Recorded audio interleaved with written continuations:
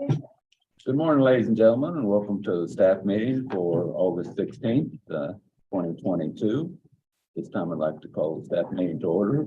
I understand we've got a number of items on our agenda today. Mr. Manager, you want to give us a little recap? We have a lot on the agenda. We have 5 discussions to have today. Commissioner, will start off with this kind of summary of the ballot recount that was decided on yesterday, and Tanya Cole pretty much worked all weekend on that, as well as Kevin Stamper, along with, of course, Angela, and so they'll give an update on that. Steve Stonehouse is here to make some corrections boards appointments. We then have Lindsay who will present, or Lorian will present the financial forecast concerning the fire budget. We have a couple of policies just to talk about. One is community development policy, and another is contract policy. And then we have a bridge issue in District 5 that we'll be talking about. So we'll go in order, and if you don't mind, we'll start off. And I don't know if Tanya or Kevin want to start.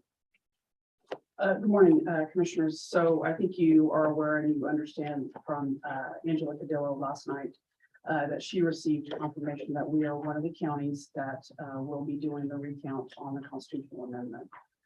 So I worked with Angela. I'm working with Angela on the logistics piece of being able to set up this recount.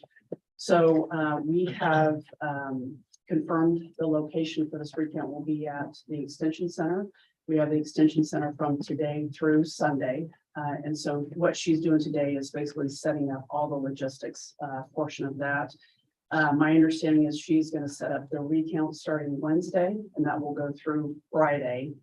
The enumeration and the vote canvas will take place on Saturday.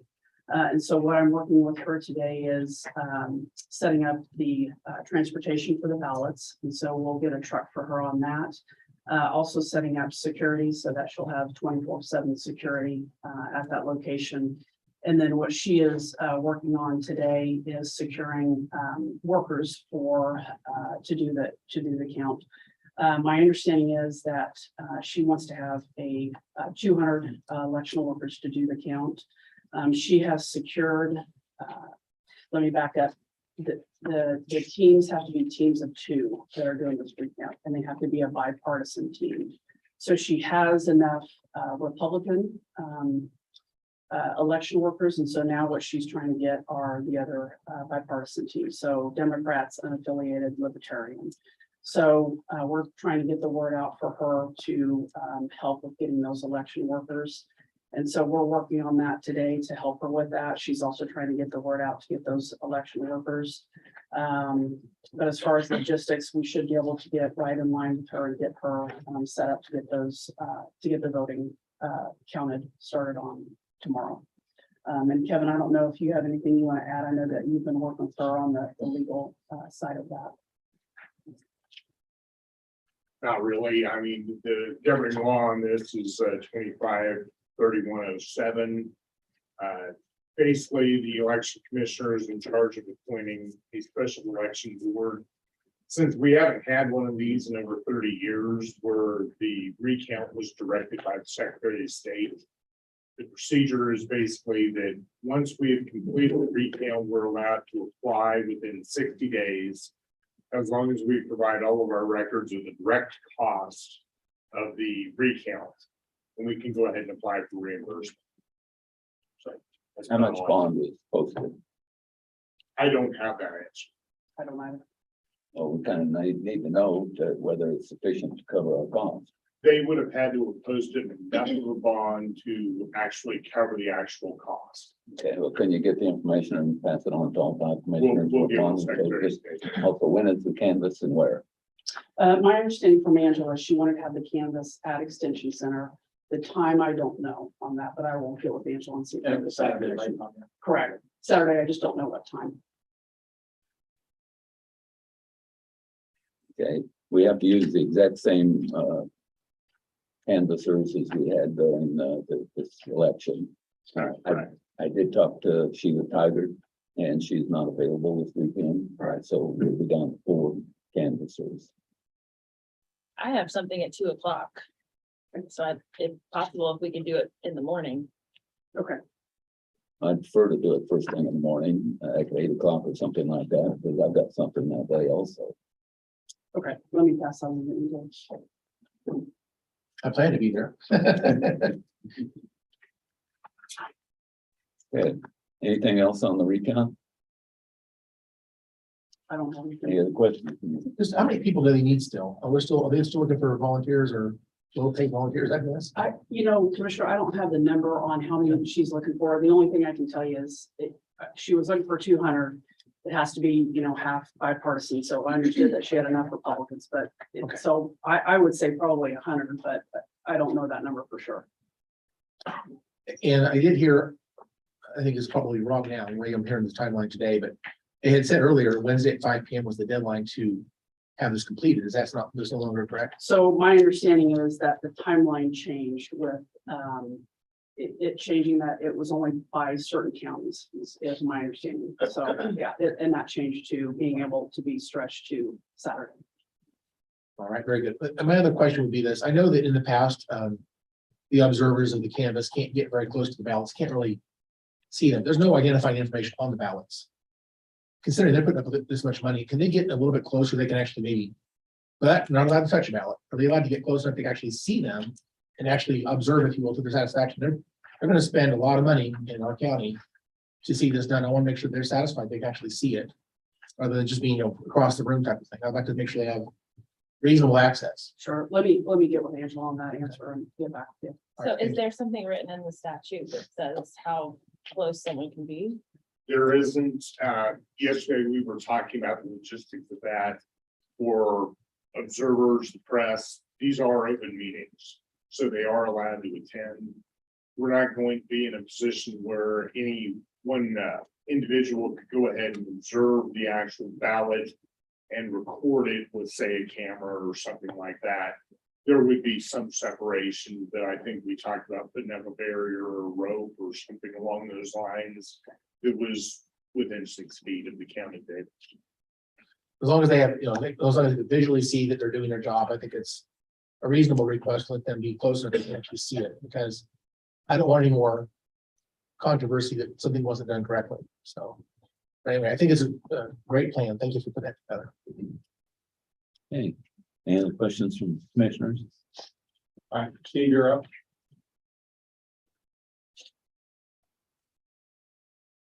Morning, Steve. Good morning, Chairman, Commissioners, and Steve Stonehouse from the Corrections Department. The Juvenile Corrections Advisory Board, commonly known as Team Justice, has 5 vacancies. 2 of them are new appointments, 2 are reappointments, and 1 is the first time we'll have filled the young person's role with lived experience. So I'll tell you about those 5. You can ask me any questions. The first one is Mary Dean. She's a retiree. She's a longtime advocate for youth and those with mental health issues. Ms. Dean lives in the 5th Commission District and is excited to serve in the role and advocate for mental health issues with kids. Tiffany Irving previously served as an educator with USD 259, and she last was the deputy superintendent with 259. Before that, she was an ISO with Community Corrections. Ms. Irving lives in the 1st Commission District and feels like she brings a unique perspective, having worked in probation and then most of her career in education. 2 reappointments. The first one is Terry Moses. She currently works for 259. Before that, she was with the police department. She's been on Team Justice since the beginning, and she currently serves as vice chair, but she alternates between chair and vice chair. And she's an active participant in all of our subgroups and speaks out for kids as well. And she lives in the 1st Commission District. Kristen Peterman currently employed by DCF, and she is an administrator with them and works a lot with crossover kids who are juvenile offenders in children in care. Ms. Peterman, this is her 2nd term, and she currently serves as the secretary. She lives in the 3rd Commission District. And Ezekiel Ariso is 21 years of age, and he'd be the appointment for the young person under 23 who has experience in the juvenile or criminal justice system. He lives in the 1st Commission District, and he's excited to be a voice for young people, to try to help them out. Happy to answer any questions. Questions for Mr. Stonehouse? Okay, that's on our agenda tomorrow. When it, Is it tomorrow? No, It will probably be a week. Yeah. It'll probably be a week out. is there a timeline? Our meeting on the 24th is going to be fairly lengthy. Can it be the week after that? it can be, sure. We'll just coordinate with Payroll because we're going to put it on the agenda. Two of them are currently serving and we allowed them to continue, even though their terms have expired, they continue to serve, so.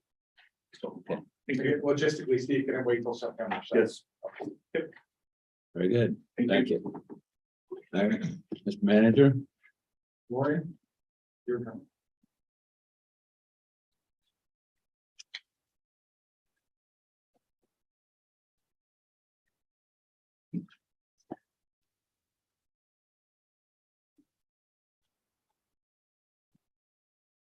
Morning, Lorian. Morning, Chairman and Commissioners, Maureen Showalter, Area Budget Director. As we're talking about the fire forecast today, I want to start off with a slide that will look familiar to everybody. We always like to give a reminder of the difference between the forecast and the budget. The forecast is a planning tool and it's what we actually think is going to happen. It's based on our best available information and reasonable assumptions. While the budget is the maximum spending limit in a given fund for 1 year.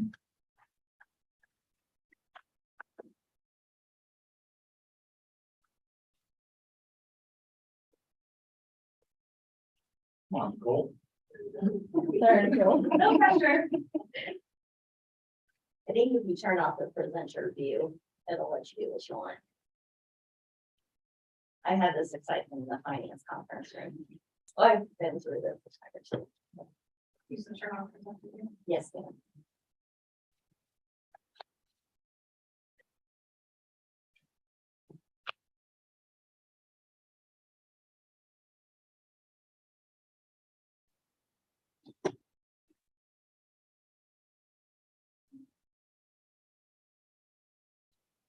There we go. There we go. You can get a couple more monitors with it. Oh.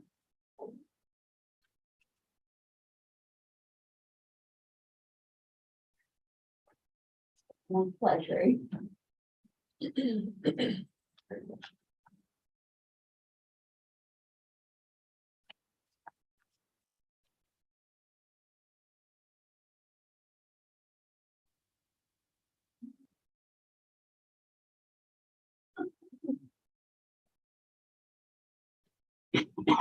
Anybody got any good? No colors. You have a badge on your desk. You should bring your info. It's okay, it's not. We can just stick with this, right, Yeah. Lorian? Yeah, that's fine. Yeah. That works. Nicole, we're good with this one.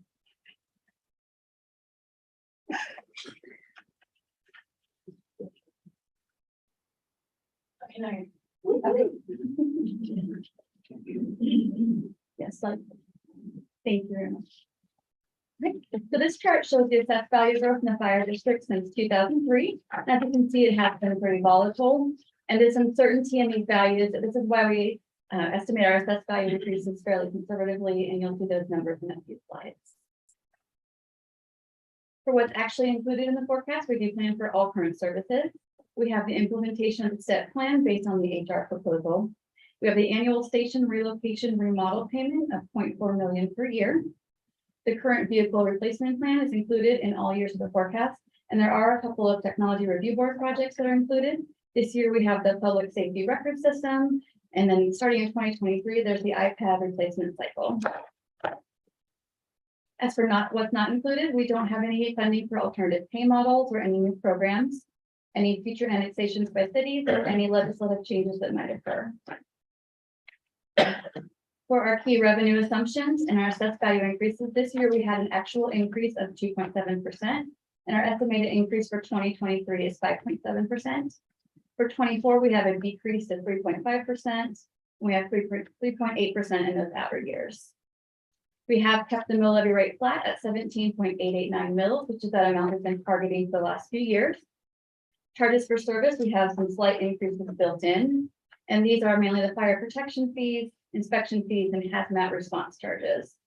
Use of the money and property, that's the investment income, it's also fairly flat. And we do have the inclusion of some gaming revenue for 2022 to 2024 based on the contract with Crosswind City now. Here you can just see the revenues by year. You can see that we do expect some slight growth each year. For the key expenditure assumptions throughout the forecast, those personnel numbers, you can see those amounts across that top row, and those are influenced by the next few rows below it. We do have 3% steps included in every year, and we plan for the implementation of the step plan to happen in the fourth quarter of this year. For health insurance, we had an actual increase of 3% this year. We were able to hold that flat for 2023. Then we have 5% increases in the outer years. For our KPNF rates, we had a very slight decrease in 2023. We do have increases expected in the outer years. For admin charges, we also had a very slight decrease in 2023, and we have 2% increases built in the outer years. And you can see there's that $397,000 each year that goes to that payment for the relocation and remodel of stations. Vehicle leases, those are our large purchases like the engines and quints. And vehicle acquisitions are our cash funded vehicles. They're the staff, squad, and brush trucks. And those vary each year based on what's in the vehicle replacement plan. Here it just shows you what the expenditures look like each year, also with a slight increase expected every year. And this slide shows our current forecast results. The blue line is expenditures and the red line is revenues. And for the most part, it's pretty close year to year to matching up the expenditures and revenues. Here you can see what our surplus or deficits look like each year. We do have estimated deficits in every year of the forecast. For this year, our estimated deficit is only $19,000, and that's why there's that red zero there. For 2023, there's a $1.2 million deficit, and this is largely due to a transfer out that we have in the forecast of about $1.6 million. For the last few years, we've been trying to use up all the budget authority at the end of the year, so we can take that cash and put it in the fire district special equipment fund. They have a pretty healthy fund balance, and this lets us keep that mill levy rate flat. But if we took out that transfer, there'd be a surplus of about $358,000 next year. Now we have this chart that shows our estimated ending fund balances. For 2020, we had an ending fund balance of $6.4 million. You can see by the end of the forecast in 2027, we are estimating $6.8 million in fund balance. The budget adoption is next week, Wednesday, August 24th. So first, we'll continue to refine the forecast based on the fire board's priorities and goals, revenue activity and operational needs, and of course, any other factors as they become known. But I'd be happy to try to answer any questions. Questions from Commissioner? So many of us, I don't know if all of us have received a pay plan presented by one of the firefighters. Have we ran that through any sort of forecast, and what are the numbers that show us so that we can see how their pay plan affects this forecast? Any commissioner, how do you want to? Yeah, I have a lot I'm going to talk about in that related. So Great. I spent quite a bit of time on this, working with some staff, and I want to say thank you, number one, for the staff. Just want to start off by saying that we've not really thought about what Wichita is doing across the street yet. Let me just tell you an update. They've not signed a contract, so it might change. But it seems like there is support. I talked to enough city council members that I believe this is not just talk. I think it's likely to be where they're going to end up. So Wichita today, they're starting for an 18-year-old firefighter, starting today is $45,835. That's today. Our starting wage today over here is $41,525. Across the street, they are about to do overall about a $13 million increase to their fire program. Their starting wage today is $15.74. Looks like they're going to go to about $20.50. That sounds like a huge increase, but it's based on market, and they're moving forward, it looks like to me. Even if that number changes a little bit, it's going to be in that range. So their starting pay after that pay adjustment would be, this will be for 18-year-old, and they have all decompression steps built in as well. Their starting wage at that point will be $59,696 a year. And that's at 2050 times 2912 hours per year. That's how you get to that number. And you may have other overtime and things like that built in. So it's a delta increase of about $13,861 per firefighter for starting wage. I don't think so. Here's my point. They're just under 60,000 starting. Today we're just over $41,000 starting. We're so far apart that we saw problems in the sheriff's department. We saw problems in EMS, and we saw problems in other places. I think we have an opportunity this time to kind of do this the other way. I want to take that knowledge about what's going on across the street, do that and deal with it today or this pay period or this pay cycle if we can. And so I asked them to produce some recommendations. The last meeting we had on August the 3rd, one of my questions to them specifically was, what are you asking for specifically? And they said at that time, they didn't really have enough information to completely answer the question, but they did go to work. They talked with people in this room. I think they talked to the chief. They did a lot of analysis on this. They came back with 3 plans. I call it kind of a low level. I call it a low level increase. We have what's called a decompression middle point model, and they have what they call the perfect plan. That's kind of like the Cadillac plan that they would really like to have. They understand how hard that would be for us to do. Having said that, I did most of my analysis on that mid-peak plan. I have some information about that. If we were to adopt their plan, and by the way, there's some other things to have to talk about before you get to those numbers. They talked at that meeting on August the 3rd, they talked about some things such as paying off the station debt. And I think that's important for a couple of reasons. Number one, let me talk about a long-term vision. We talked about structural sustainability of the fire district. And we know there's been challenges in the past. I think there's going to be challenges going forward. If we continue to play with this, trying to raise them, keep the mill levy low and pay them what they're worth, these lines are almost converging at this point where it's almost not sustainable. Just on a budget plan, how do you do that? I think we have some structural challenges. And so one of the visions I have is to have an elected fire board. And I think that needs to be on our platform in 2023 legislative session is to have a bill. And I think everyone I talked to said they're pretty much in favor of the idea. Elected fire board. I even talked to some legislators and they seem like they understand reasons why this should happen. The basic reason is this. None of the 5 commissioners currently live in the fire district. We are essentially taxation without representation problem here.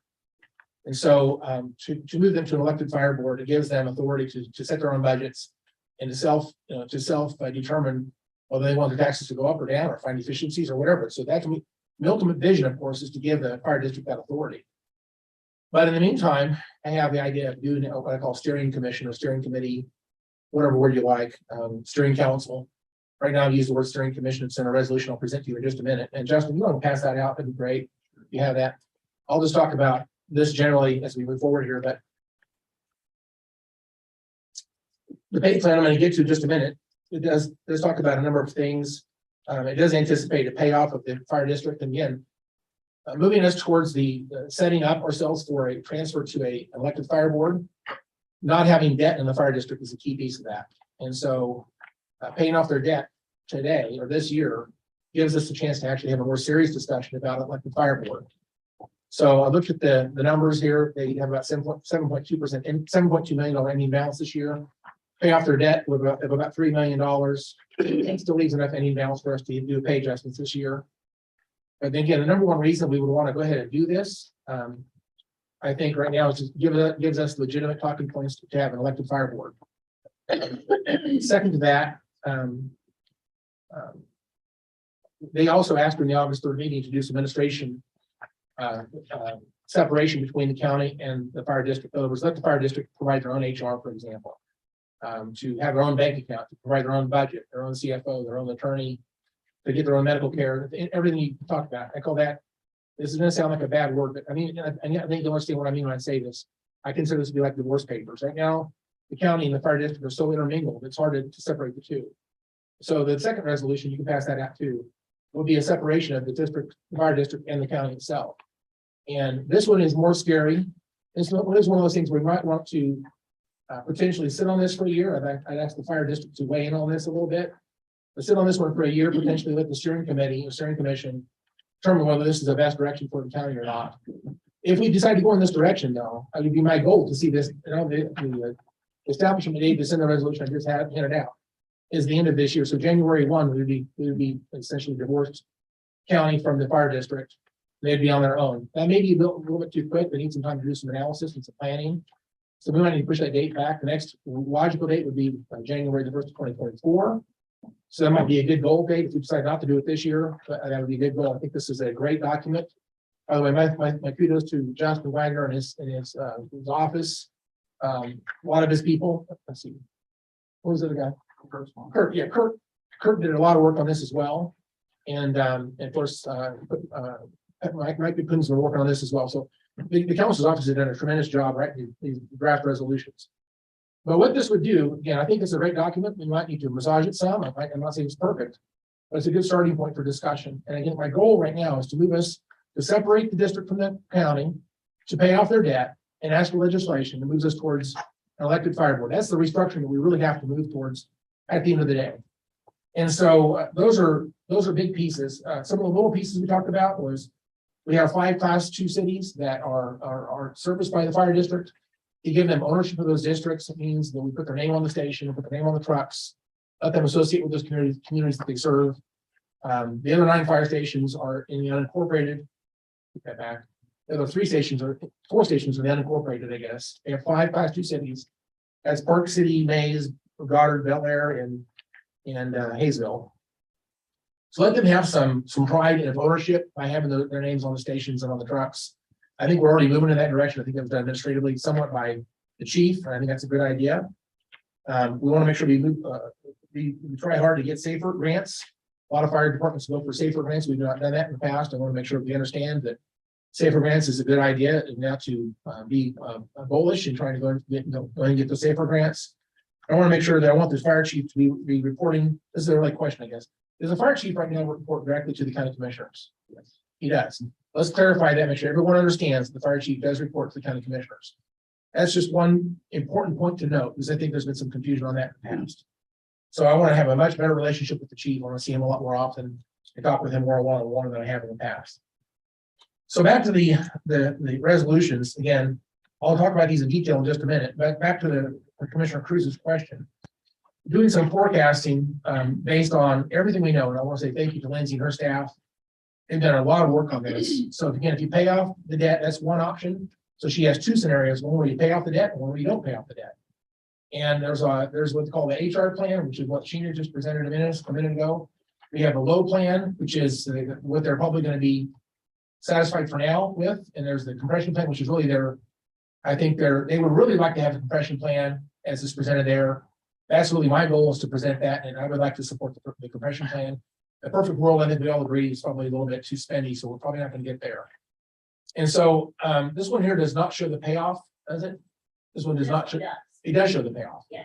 So in 2022, you'll see the HR plan. Any balance in 2022 is exactly the same for all 4 plans. Now, if you do the payoff, when you stick with HR plan, you have a 5.2 million ending balance in 2023. That drops down to about $285,000 in 2027. Again, it's my goal to see a 2023 legislation that would give us some elected fire board that would actually have total authority to change this in any way they want to. But this gets us to that point. So in the meantime, I don't want to lose firefighters. I think it's better for us to retain our firefighters and be competitive. So I'm really focused on 2023. There's one thing I'm focused on right there. I do know the out year's a little scary, but we have some opportunities to address those imbalances going forward. So the low plan is what they proposed, is a 4.9 million ending balance. Yeah, that's with the payoff. The payoff you see down below is $3.076 million. See that's a very magic number. They thought it was about 1.9, but it's really 3.076 million. The compression plan is which one I'm supporting. This gives us an ending balance next year of $4.7 million ending balance, in the perfect world with 4.2. And you can see all the way across that chart, those numbers do decline. Actually, I said that wrong, didn't I? This shows the ending balance. Okay, so the HR plan is 5.2 million ending balance. The perfect world has ending balance in 2027 of 44,000. Is that correct, Lindsay? So, My papers don't show that number. so this is, this includes, so Florian talked earlier when she was talking about the forecast, about that transfer of cash that we were going to do in 2023. Right. We no longer need to do that transfer if we're doing the station payoff. So Okay. that improves the figures. I see. Well, this is different than what I had in my own paperwork earlier. So this is actually better than I thought. Yes. Okay, so you see those red numbers are deficits. Even if we do any of the above with a payoff, we have deficit spending. That's really based on pay. That big number, that first number where it says $2.9 million, that is a deficit. Again, that means revenue versus expenditures in that 1 year because of the payoff. We have another version of this chart that does not show the payoff. This again will show a lot better. Again, those deficits are still there, but not as extreme. But again, I think this plan, in my opinion, does not set us up for a transfer to an elected fire board. I think everyone I've talked to so far, I think they like the idea of the payoff. By the way, it does save the fire district 3% of interest on those out years. You know, say we pay about what's our principal interest payments each year is around 400,000 each year. So for the station, it's 397,000, but then we actually have specific costs built in for the lease principal. Okay. So by paying off their debt, it does save them some interest costs. We actually improves their numbers a little bit more. And the one that we've not talked about yet on this chart here is if we do the divorce papers, the separation of county and fire district, it does take, I should say this, we don't know the effect that would have on these numbers because we don't know if that would actually save them money. It may or may not improve their numbers. Or they find efficiencies like they believe that they will. And it would probably improve these numbers even further. So I think it's to be determined whether or not it would actually save the money. So far, what you've seen is that as a pay plan, again, I'd like to point your attention to that compression line, line number 182. It does show, this is without the payoff, it goes to 7.9 million is our current ending balance. It goes all the way down to 2.5 in 27, never going below zero. So it gives us 5 years of very competitive pay. Bear in mind, even if we do what they're asking here, we're still our starting wage will be $7,280 below Wichita with that midpoint plan. It'll be a greater amount of difference if you go to the low plan. In the perfect world, even that's still below Wichita. But I think that compression plan, in my opinion, keeps us competitive. Our guys would stay. We could recruit, we could retain, and we're not going to lose people. So again, this compression plan is where we need to be. Starting wage on that one is $18 an hour. And then they have a step plan that goes with this. And this includes some decompression components so that the lieutenants and captains are fairly treated as well. And so with that, I would be glad to answer questions on that. I do want to talk about the two resolutions in more detail in a minute, but let's see if we have any questions so far. You didn't talk about that bottom portion of the chart on mill levy increases. Is this in? It looks to me like you're looking at a mill levy increase each year to be able to afford this. If you don't want to have, let me say this correctly. If you don't want to have deficit spending, that's what you would have to keep it level. So if you want to maintain those balances and not see deficit spending, you'd have to do, because again, see those red numbers. We are deficit spending every year, even in the current year, even under the HR plan, there's still a deficit projected if you're trying to keep the mill levy where it is. So every year from this point forward, we have deficits. And so again, we're structurally imbalanced even under the HR plan. And if we don't do the payoff, don't do anything I've even suggested. We have a deficit plan. Okay, so your chart that's showing at the bottom right now, that does not include the mill levy increase. It is not. Okay, but if we wanted to balance it, we would have to have that kind of a mill levy. Yeah, and again, the perfect world line, I would disregard that one. But you see for the compression adjustment, which is that line number 188, that's what they're proposing. If we would go to that one, again, this is the assessed value increases are estimates from the appraiser's office. We have, as someone said, we're typically conservative in our numbers, so it may not be as bad as what that looks. But if you want, because you have a higher number, 1.5 mils in 2023, that's due to the payoff. The out years of 0.62, 0.7, 0.78, 0.82, those are numbers that are based on salary increases only. This would be the payoff. Oh, that's the payoff. I'm sorry. This was the transfer. I apologize. Okay, it's transfer. Sorry, there's a lot going on in these spreadsheets. Stand corrected. Thank you for that clarification. So in the future, if you go past 2027, eventually there's got to be a mill levy increase at some point. Well, there's going to have to be one anyway. And again, so I'll just say this: I don't think we're the right body to have that discussion. I want people who live in the fire district to pay those taxes to make decisions on how they want this to work. They can either find efficiencies, they can increase or decrease the number of firefighters, they can invest in buildings however they want to, they can replace equipment as they want to, they can certainly adjust salaries as they want to. Again, the structural imbalance here is because we are at an impasse with trying to keep the mill levy where it is and pay them what they're worth. These things are converging, and they absolutely do converge, and it is unsolvable without a tax increase in the future. And again, if that conversation is going to have to happen, I want the people who live there to make that conversation, not us. So again, I think the steering committee, we'll talk about that in just a moment, but steering committee, I like to give them personally my commitment that the steering committee comes back and says, you want to do anything. I view them as a, not as an authority, but as one that says they have the biggest burden on their back to figure out how to balance this thing. So again, if they want to find efficiencies or change how we buy equipment or replace buildings or whatever, they have the responsibility to do that. And if they can bring back a proposal that says, here's what we'd like to do, my answer would be, well, it is your fire district and I'll support whatever you guys want. So that's me personally. Of course, any commissioner can vote yes or no, but I guess I would see the steering committee as a very large component of what we need to listen to. Because they will actually, the steering committee, I'll point out in just a minute, are people who live in the fire district and how they're appointed. I think it's important to understand that. So they would represent, if you will, a cross section of the entire district and have some authority, some responsibility to come up with a balanced plan.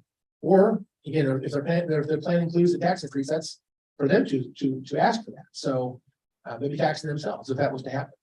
So again, I see this as a lot of changes in place to get us to be competitive right now this year.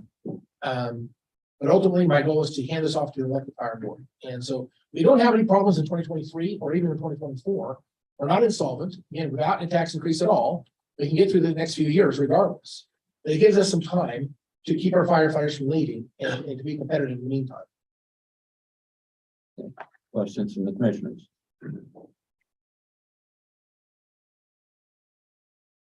Okay, so both of these resolutions will be presented to us for a vote. Right now, so we're going to talk about them today, just to present them. And Justin's available here, but let me talk about these first of all, and we will, again, I assume these, I'm not asking for a lot of, you might say, well, it's the first I've seen these today. That's true. I'm gonna give you a chance today to look at these, and then if you have any questions about these, we can talk about these again tomorrow during the meeting.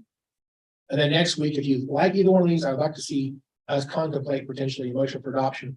I think one of these is much easier to pass than maybe the other one. I'd like to ask the fire district and the chief to weigh in on the divorce papers resolution, because it's a bit scarier. They're dealing with capers and health insurance and paychecks and audits, and CFO and attorney services and hiring and firing, HR policies, all of that is in this one resolution. Again, so we provide the services to them today. But that's something we would hand all that over to the fire district. They would provide all that on their own. And their understanding is they think they would find efficiencies. And that's why we would do this. But it also sets us up for handing over to elected fire board. So that's my goal. I take their point seriously. I think they made a good point. But even if it's not more efficient, it does set us up for handing this over to the fire board. Yes, sir. Now, are you anticipating legislation having this elected fire board also levy back to a separate taxing entity? It becomes their own taxing jurisdiction. Everything's separate. Okay. So it'd be a separate taxing jurisdiction. It'd be like USD, name a district. They'd have their own taxing jurisdiction. By the way, I think that's the way a lot of fire districts are done across the state. I don't think they're all done to a county. We have a unique situation where the county is the elected fire board, but there's another model out there that says elected fire board can be their own taxing jurisdiction. So they would have total authority at that point. They would not have to ask us for any support whatsoever. They would be self-determining at that point. So let's talk about so you have two resolutions in front of you.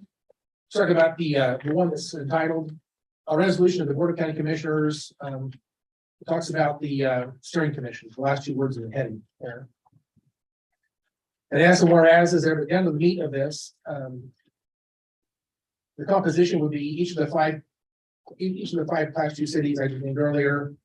That would be, they would have their responsibility as a city council to appoint a member of their city to be however they want to handle it, to be the mayor or a council member or someone that they respect in the community.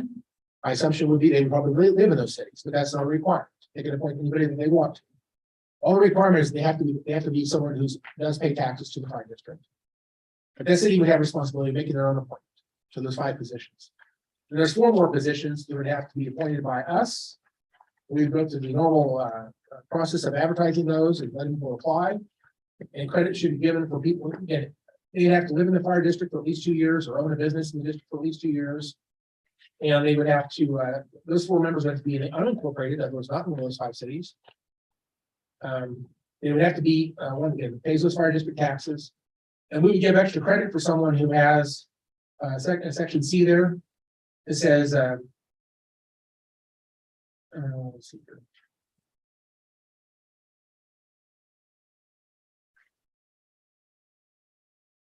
Spot here. Okay, so the first, so section C, one is about the city's appointments, section C two, about our appointments. And it, While we're talking about appointments, so what is the thought process and why the city of Mays and the city of Hayesville start as an initial 2 years and not an initial 4 years? only because I'm trying to set up staggered terms, I have to do it somehow, so in resolution, I had to pick. In fact, I didn't personally pick, I had the staff pick. Just, but we do want to start off with staggered terms, so that when this gets going, that there's not a point where all nine members would be up at one point. And second of all, it's anticipated, I think we talked about this, that if there was unfilled term, if someone resigns or quits or passes away, they could fill an unexpired term, whoever is the appointing authority, it would fill the unexpired term, and it would still be due if you on a regular cycle. This would, you know, also set up to the elected fire board, they could either keep this structure or they could change it. They could, you know, keep the steering committee, or they could, you know, entirely get rid of it. We don't know if this would be something that would last from right now forever, or right from right now until elected fire board decides to make changes. But in the meantime, this steering committee or steering commission would have a lot of responsibility getting us to that. Especially when we do the divorce papers resolution in 2023 some point. We would like to have them, you know, really have some responsibilities in getting the services set up correctly. So, but anyway, so the staggered terms is what they're asking about. And then it does say on here, we'd like to, I think standard language here is that no member of the fire district will be eligible to be a member of the steering committee if you're an employee of the fire district. If you, it says under 2BC, so you give extra preference given to people who possess at least 5 years of experience in any of the following: accounting, human resources, practice of law, ownership and management of a company business with at least 25 employees.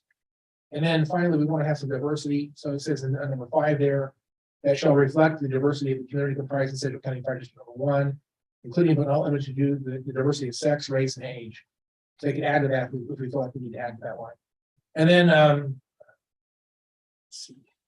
Those are the main points of this resolution. And then again, I'd like to see this established. Is there a date on this to establish it? Upon adoption, we would begin the process of filling this board. My hope to be they would certainly be active as soon as possible, because I think they have a lot of work to do for 2023, regardless of whether we adopt the second resolution or not. I think there's a lot of work to do. I'd like to have them involved in helping get the legislation move forward, as well as helping us with the administrative planning, because there's a lot of work to do on administrative planning. So when I pack, so I'll talk about the second one, and when you guys are ready. Is there any questions on the steering commission? Go ahead. Letter E, it talks about term limits. We don't have term limits right now as commissioners for this. Is there, I mean, I'm not opposed to it. Is there a reason why? Just to create opportunities for people not to be there and be stuck on this board for long periods of time. I think that the idea that we would see some rotation on people serving in that role is the goal. People generally like the idea of term limits in public positions. And again, on this board, we do have term limits on MAPB or MAPC, I think it is. I'm just saying current county commissioners that serve as the fire district are not term limited. I understand. And so that it kind of conflicts with the current makeup.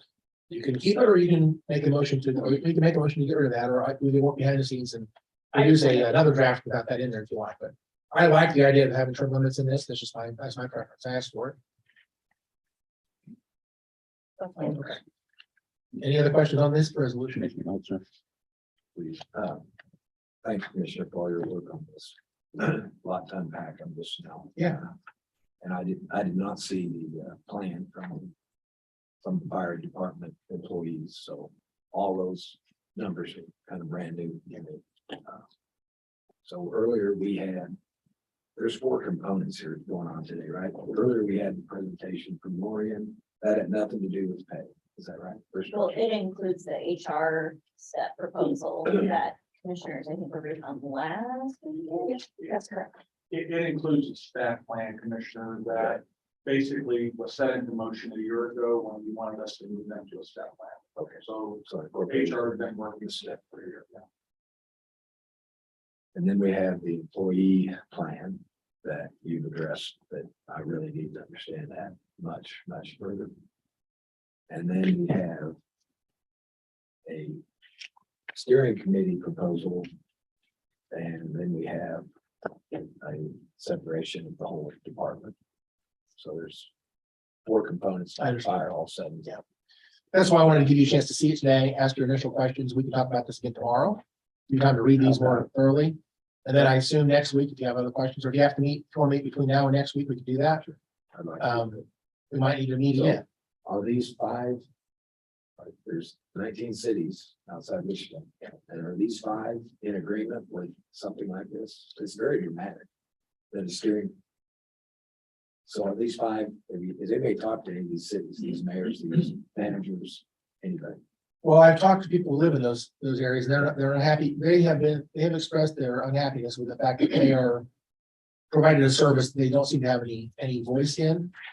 And so rather than working, one-on-one, this gives them more of a structural authority. Well, I respect, I would like to talk to them and get their input on this. I respect, the input that you had, but important are city managers and their own elected mayors, et cetera. And I don't know if this is the first they've heard of it. I agree. So let's be clear. So there's a number of cities that are volunteer or part-time volunteer departments. They're excluded because they don't pay fire district taxes. And these are the only 5 cities that are serviced currently by the fire district. Okay. And then the other cities have full-time. So like in my district, I have Moline, Derby, and Wichita all full-time. My unincorporated is actually pretty small, but this has a bigger impact on Commissioner Dennis's district, obviously. But he has a lot of cities in his district that are self-servicing, I don't have to name them all, but you know who they are. And so at the end of the day, I think that this gives them a bit of a voice in the process. I would be surprised if they were opposed to it. But I certainly, we do need to reach out to them. Again, I've been working on this at my level, unveiling this today. I think we need to reach out to them and get their input on it, obviously. So I will do that. Thank you. Well, the other concern on the steering committee, part of the other thing that we haven't gotten into yet, but so the way it's being presented is an assumption that the steering committee will do all of this work and come back and tell us what they recommend. I want them to be involved very deeply in setting policies, and if they find things that are good or bad, they would address those. They would make recommendations on wages. So we have an elected fire board. They make recommendations on budget issues. They make recommendations on policies and procedures, equipment and buildings and other things. So but let's be clear, even with this steering committee, the chief would still respond directly to the commission. So you'd have to work with them as well, but you also have to directly answer to the commission.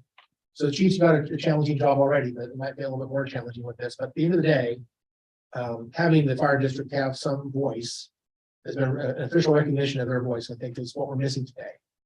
And so we don't know, to raise taxes or not raise taxes. To me, it's a conversation that's really not connected to the district itself. We're not hearing from them officially. So if the steering committee would come to us and say, hey, we think we're looking at it with fresh eyes, sometimes news. Sometimes that's helpful. Sometimes it's easy to jump to conclusions when you see something. So the easy answer is this. And the very easy answer is you need to, county commission recommend that you raise the mill levy 2 or 3 mills.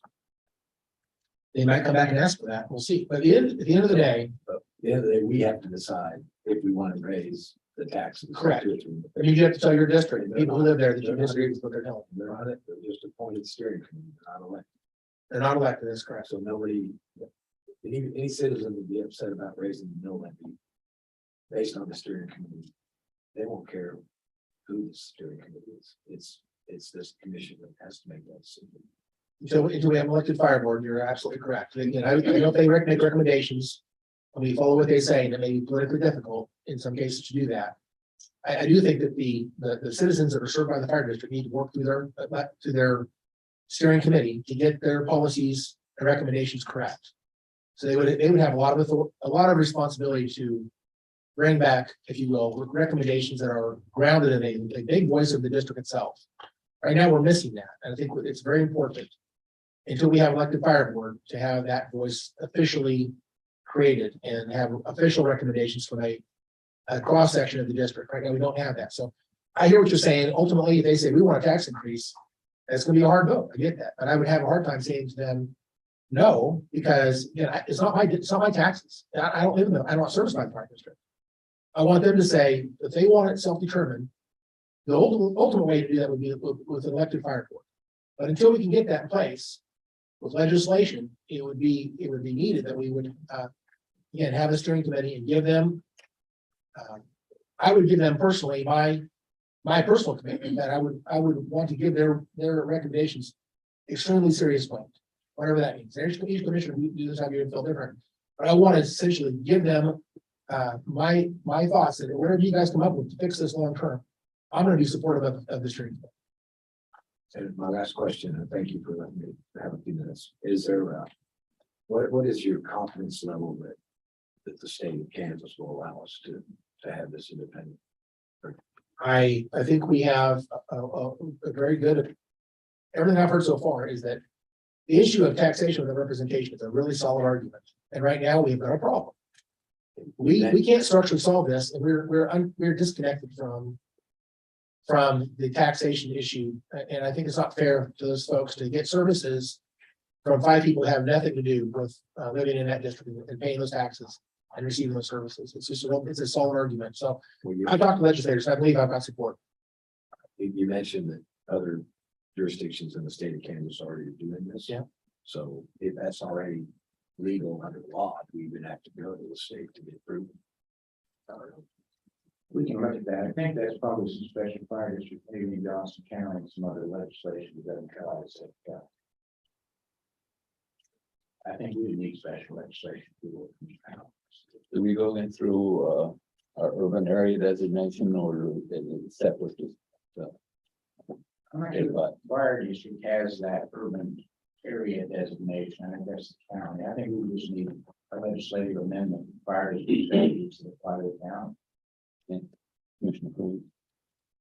Thank you for bringing this to us, Commissioner Howell. I think that because of the nature of this change, I would like to see a public discussion organized.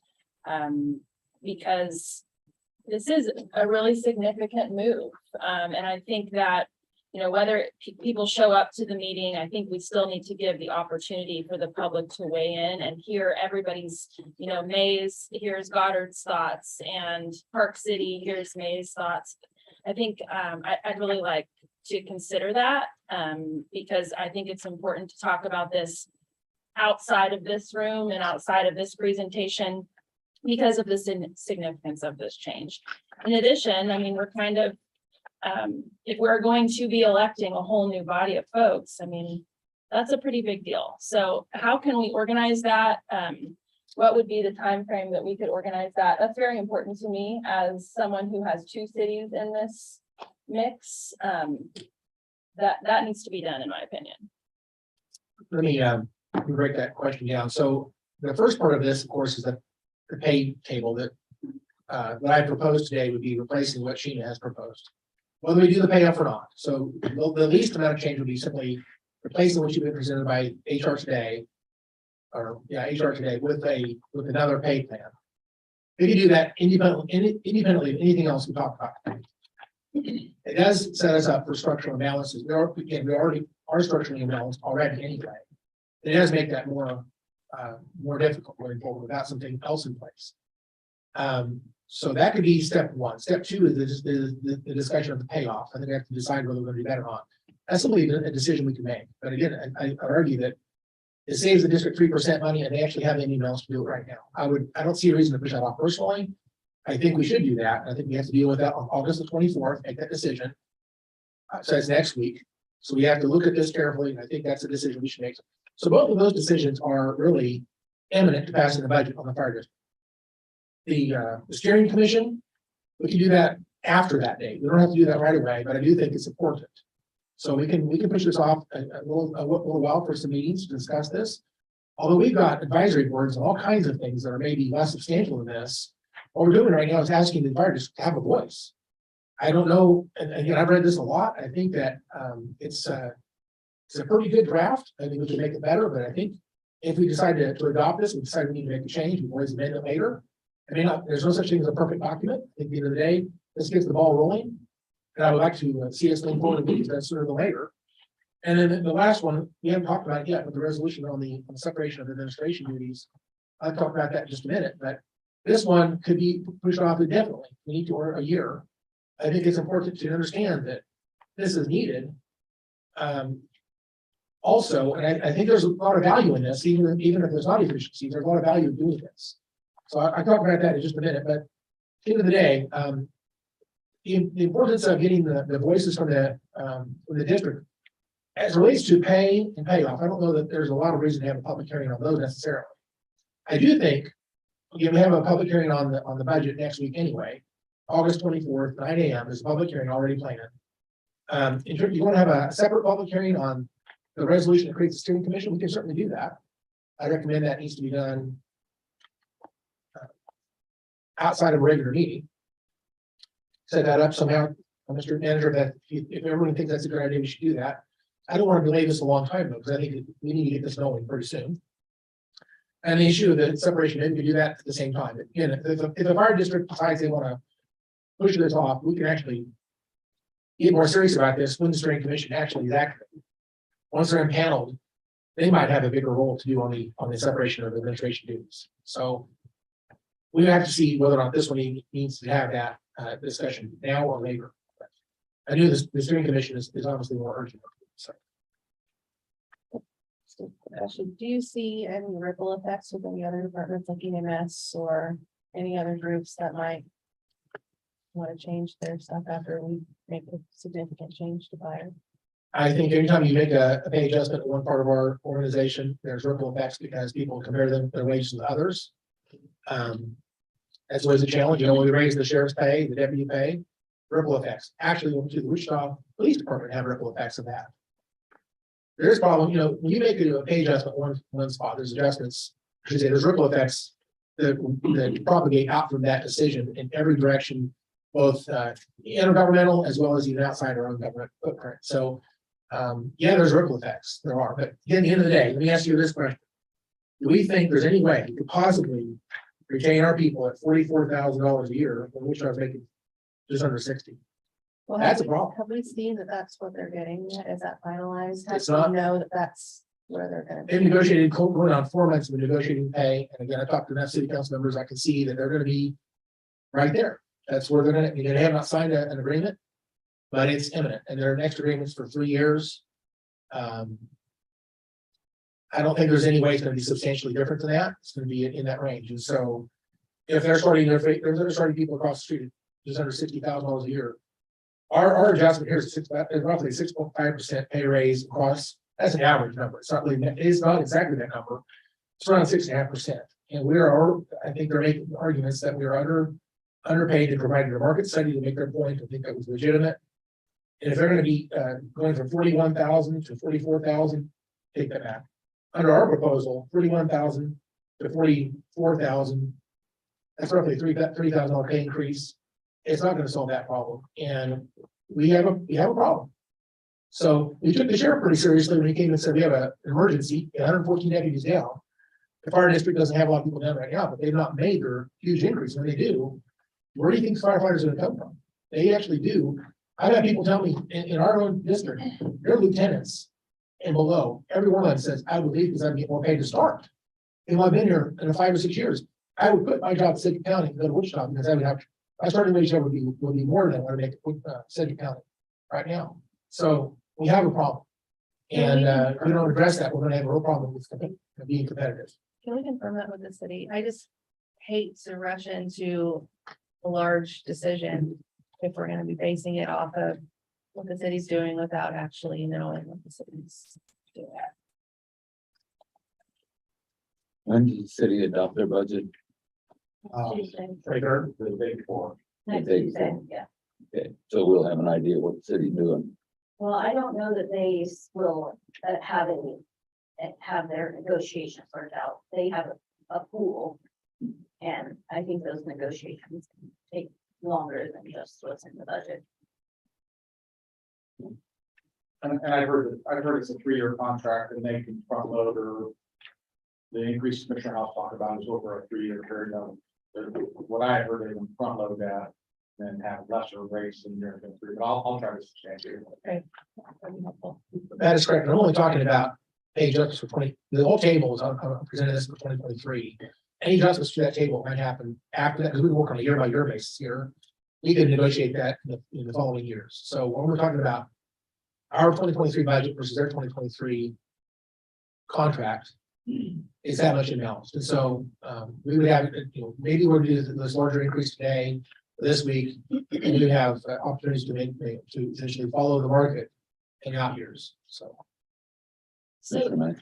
Oh, sorry, go ahead. So, Mr. Allen, can we, again, a lot coming at us. So we just recently, in the last couple of years, very serious in negotiation with Spirit and Bombardier and Textron about a fire agreement. Sizable fire agreement.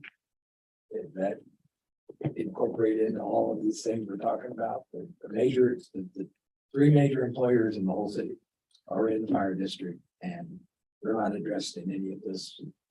I see representation, I hear message. I'm not sure it's been fully vetted on full impact.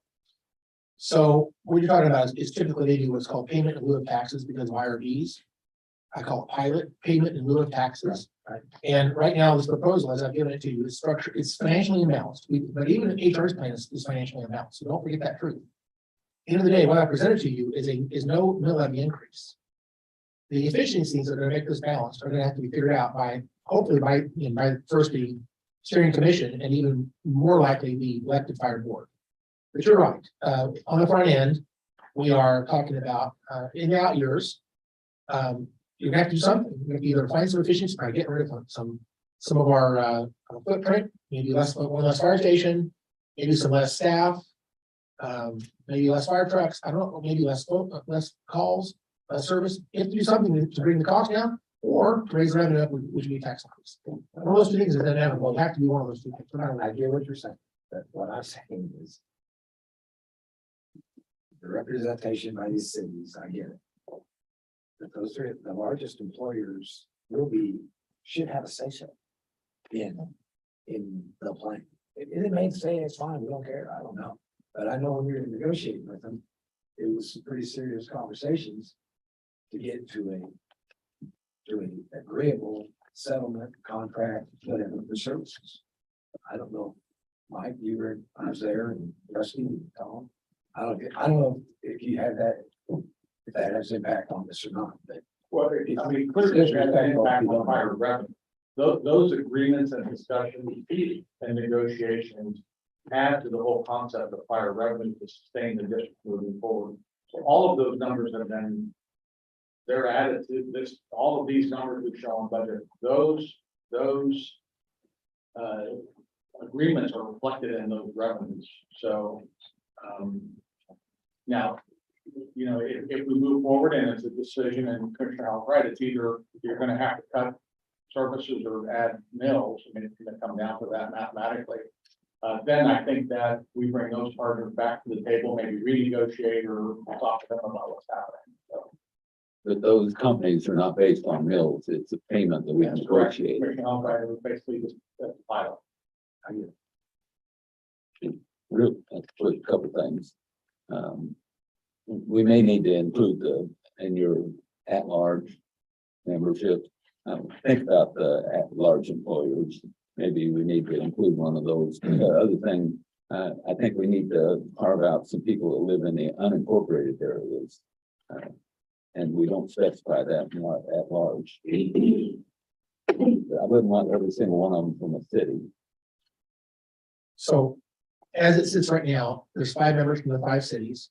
The other 4 members are at large. But should we specify those at large that maybe 2 of them should be from the unincorporated areas? Because the other 4, if someone could come up, we could come up and decide to appoint people from 4 other cities.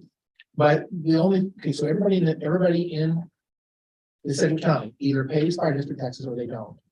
And if they are in one of these cities that has a volunteer or part-time department, they're not paying taxes. It would be ineligible because in order to be on this board, you have to pay taxes or own a business in the fire district for at least 2 years.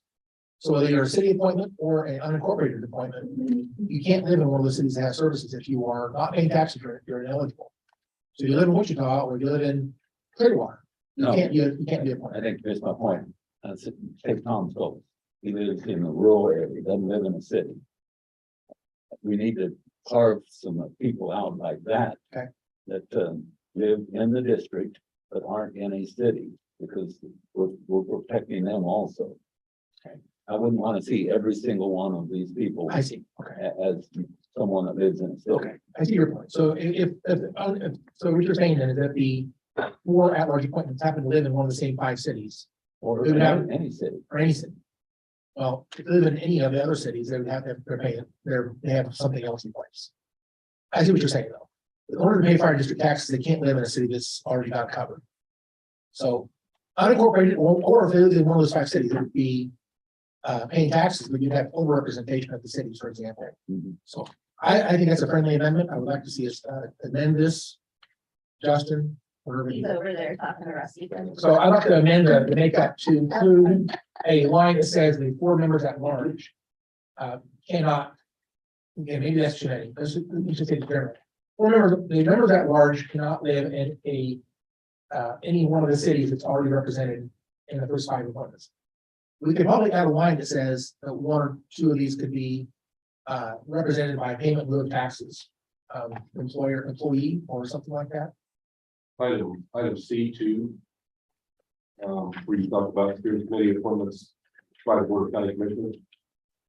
C2, A and B talk about residents and or business owners within the unincorporated area of Sedgwick County. And now I just mentioned that you have 5, I don't know if they're all class 3 cities, you have 5 other cities in the fire district that are not mentioned in here. Keyside, Bentley, Andale. Southwest, Iowa, yes. Right. They are smaller cities, they're not. I wouldn't be perhaps two cities. Third class. Right, so maybe we should make up, I don't know how you do this, but.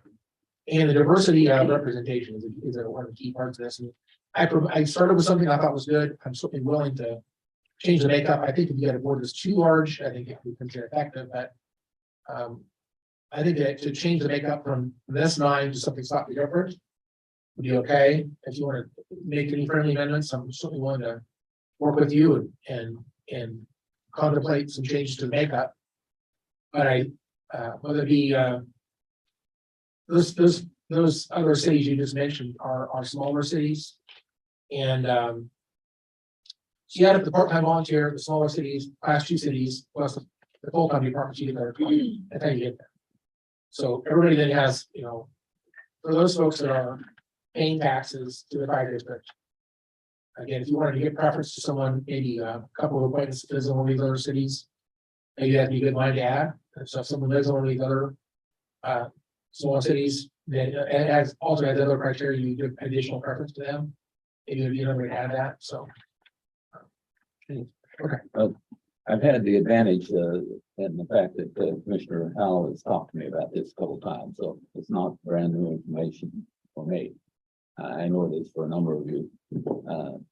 And I agree with this advisory board. I think it's a good idea. We need to move forward on that. I don't see any kind of stumbling block for us moving forward with it. He hasn't got around to talking about the administrative services, so I'll let him discuss that here in a moment.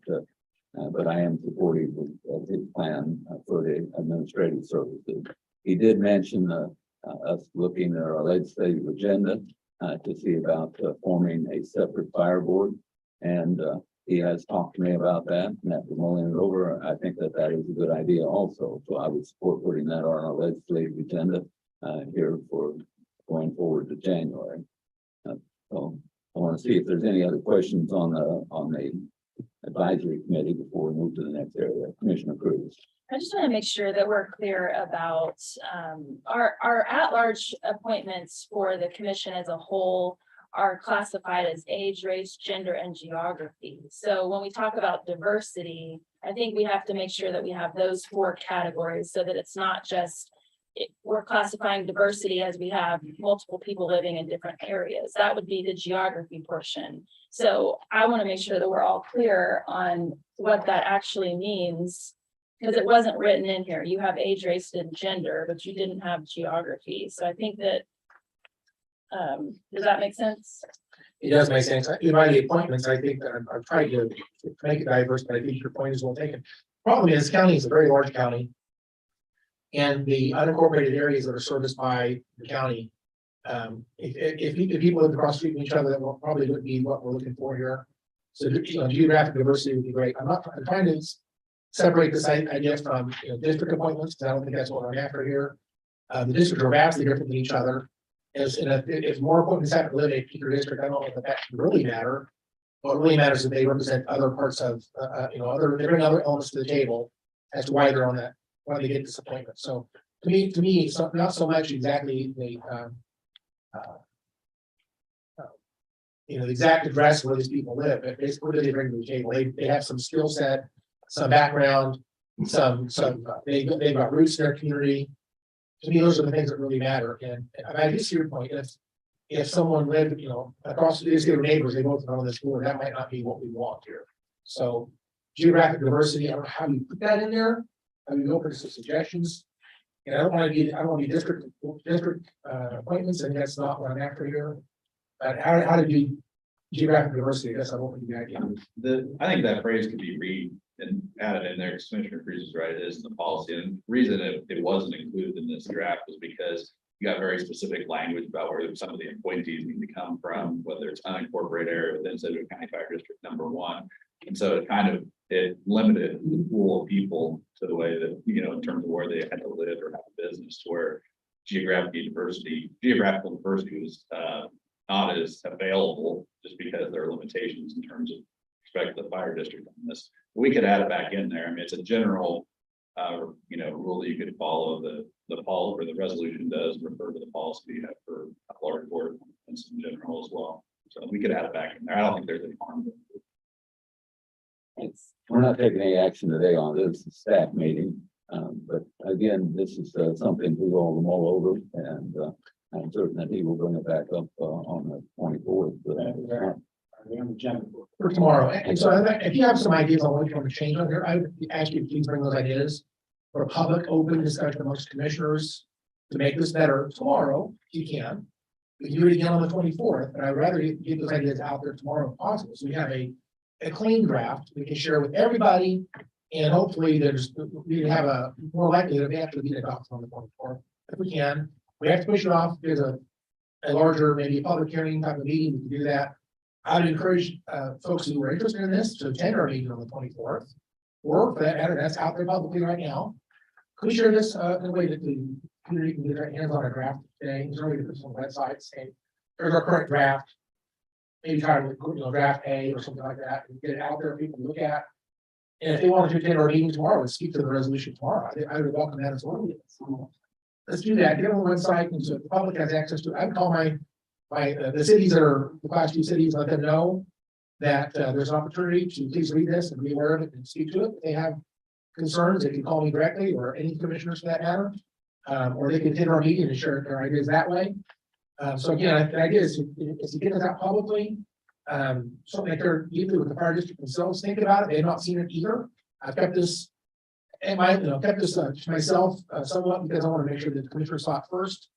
But getting this out there and then asking for input and recommended changes, I think is a good strategy. Ideally, I don't think this is far off. I think it's a pretty good document. Justin's done a tremendous job, and Kurt's done a tremendous job. If we're not too far off, we can make those minor changes, and hopefully adopt it soon. We move on to getting this committee and panel. So we have advisory boards for everything. Yeah. And this is one we don't. I think it's probably appropriate. So everybody take a look at this tonight, and we can discuss it further tomorrow. We need to move on to the recommendation on the awards papers, I guess you call them. yeah, and that's this line term. I should stop using that. But it does bring the idea that we're trying to separate the county from the fire district, and this is very intentional. Right now, the county provides, there's a long list on the second page there, A through W. A list of things that the county currently provides these services to the fire district. And the intent is if we pass this resolution, all of these things would be managed and handled by the fire district itself. Again, until we have an elected fire board, we'll still be in charge of this. But I'd like to have the steering committee, if you will, work behind the scenes to make sure that they are working with the chief and developing their own services on this list. And this may not be everything. We may have left something out. So, this is a pretty exhaustive list. And just for the listeners' perspective, we're going to read this publicly so people know what we're talking about and they can't see it and they can hear it. So this A through W, I'll just read this quickly. It says facility project services and capital improvement project services. We just click on that. Right now, the county does provide financing for trucks. We do the lease payments. We do the building purchase bonds. We bond out and pay those payments back, and the fire district pays us annually. But we provide our credit rating to provide the buildings and of course equipment. So again, that first item is facility project services and capital improvement project services. If we do separate this, it's my understanding that the fire district will probably have to, if they want to build a new fire station, for example, they have to go out for a electors vote. The people in the fire district have to vote to take on those debts in the future. That's how they would do it. Whereas right now, we use the county's financing capabilities to provide those things. And of course, these payments can still be done by the fire district. That's not really a problem. But that first one is about buildings, primarily, but it's about also these payments. Second one, county manager's office services. Again, you provide your staff communications as part of this. I think it's actually broken down here, but county manager's office, there's a lot of liaison between county commissioners and the fire district. Again, so you would actually say, if you want to talk to commissioners, you're on your own, so to speak. That's fine. Number 3, letter C, Americans with Disabilities Act Complaints. We inspect our buildings and everything we do to make sure that we are in compliance with ADA as a county. Communication services, that one there, we would no longer meet in this room or in this building. We would not use our YouTube channel, we would not use our Twitter account. If they want to provide, if we have a fire district meeting, for example, we need to actually go to the fire district. They have a meeting in their own facilities. They have to provide their own video cameras, their own YouTube channel, their own PR, their own everything. They want to produce a letter for their district, they got to produce that letter. The general finance and chief financial office services. Again, that's all of our money management, everything that Lindsay does currently would be, and HR for that matter, that deals with money, will be done by the fire district personally. Letter F is budget services. Again, one of our biggest things we do every year is produce a budget. A big part of this budget in front of me is about fire district, and it's incorporated into our entire plan. Separate that out and have a separate book entirely. And they would have to develop their own projections and their own forecast and whatever else. Okay. Human resources services, they have to do their own recruiting, their own training, they have to do their own legal filings, anything that's required by the law in terms of making sure that we're compliant with all the HR laws and that type of thing. Plus hiring and potentially termination, any type of reprimand issues need to be done, they would have to work all those issues out themselves.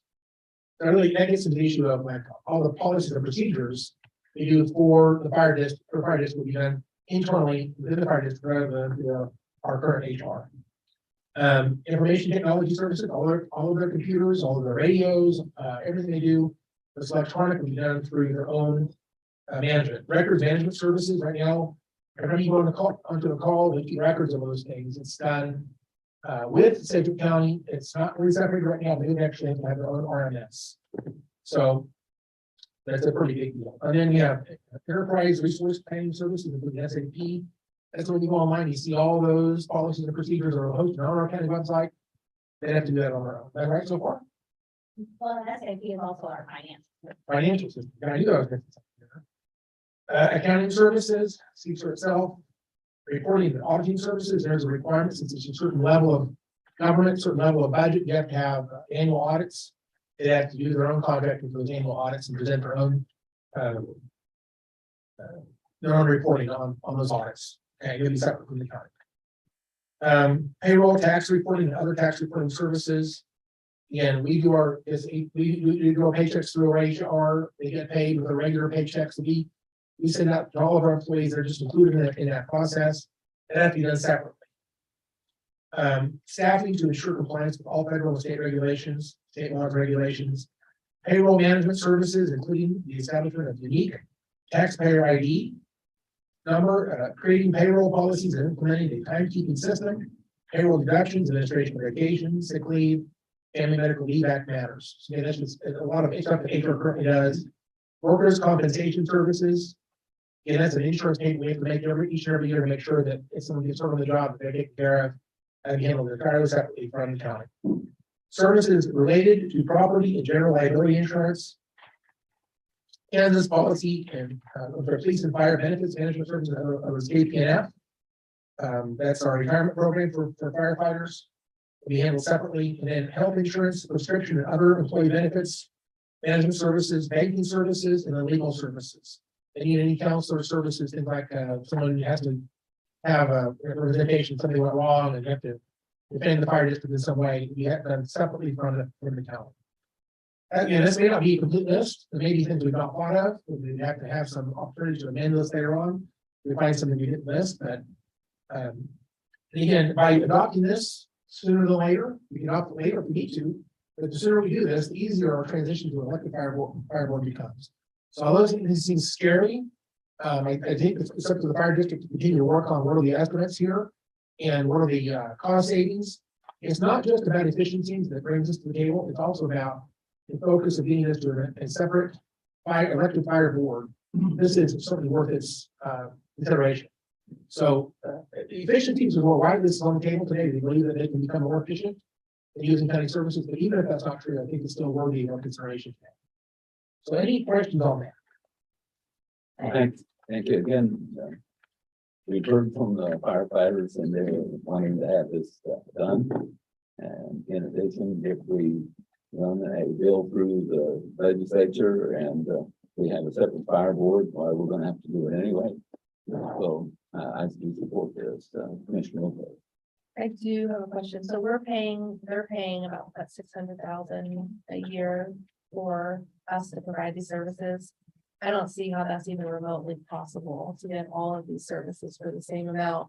So I can't imagine that it's going to be easy to raise taxes and to get people on board raising taxes to be able to provide the service that we're already providing at a cheaper rate now. So I struggle with this because I don't know if that's possible. And I worry that that could be hurting our fire department and what they're able to actually do.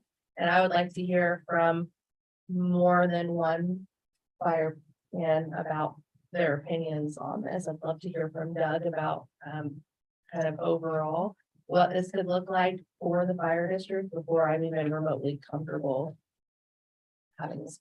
May I respond?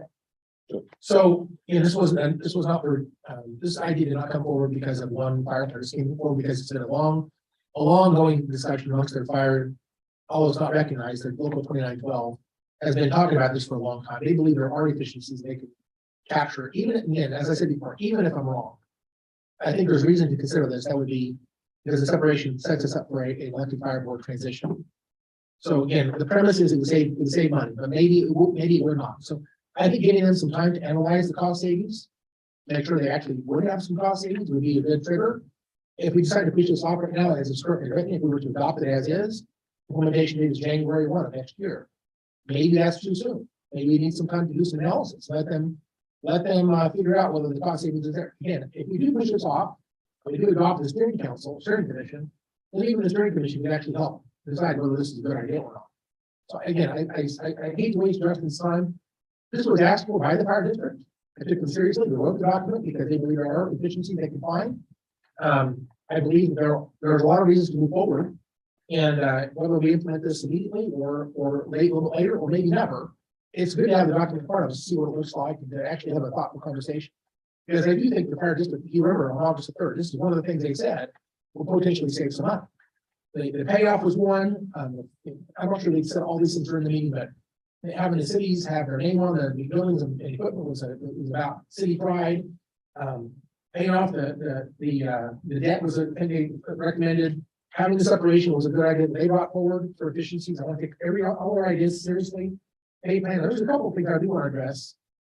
I need to answer your question with another thought, but there are two things they did ask about, I do want to address and cannot do.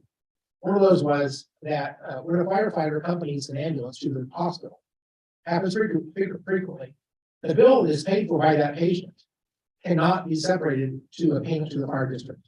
And I asked about that, and legally, there's a problem of being able to pay the fire district for the firefighters' support and helping that transition that patient to the hospital. So I was going to let that go. I didn't forget about that. The other thing was about locking in the boundaries of a fire district and say, we'd like to lock that in. There's a significant constitutional problem with doing that, and I believe that it's illegal for us to lock in the fire district. He said, well, you did it, and some of the counties already done this. Actually, there's ways to get around that.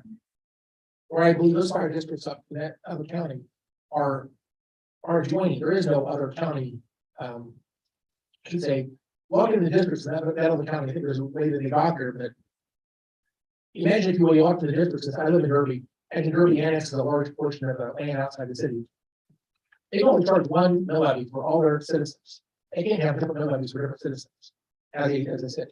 And so what we're anticipating is that someone who lives inside the city of Derby, is paying city taxes and the same paying city service, would also pay district taxes, fire district taxes. And then we get another service from the county. It becomes a constitutional challenge. So legally, we can't quite get there. I know it's an idea that's been floated and talked about.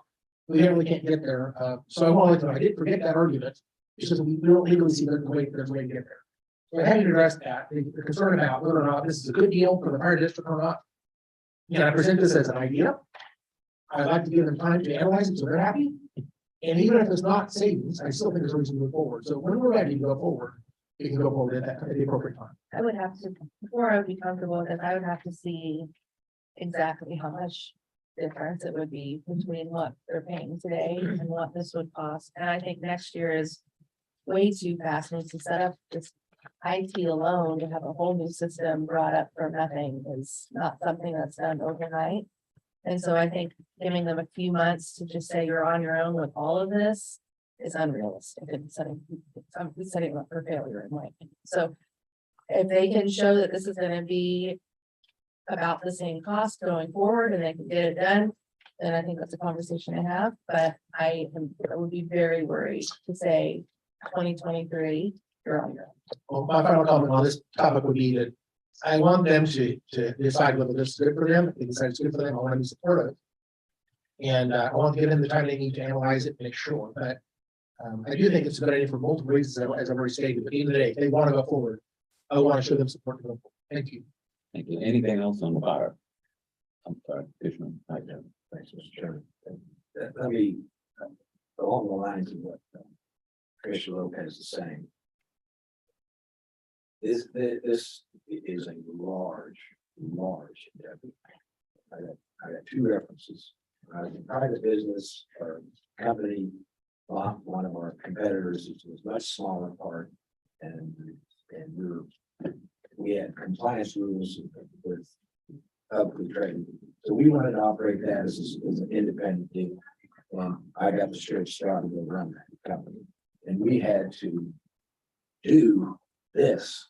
And we came to the reals, it was impossible for us as a subsidiary. All right, so I got experience in that. But the other experience is last year at the city council, WAMPO wanted to be totally independent. WAMPO is about 15 people on staff, $1 million budget of operating budget, and their goal is to award 12 million a year in projects as our WAMPO community. Today, they still have to rely on some city and county services. I can't imagine the integration, the IT and the 911.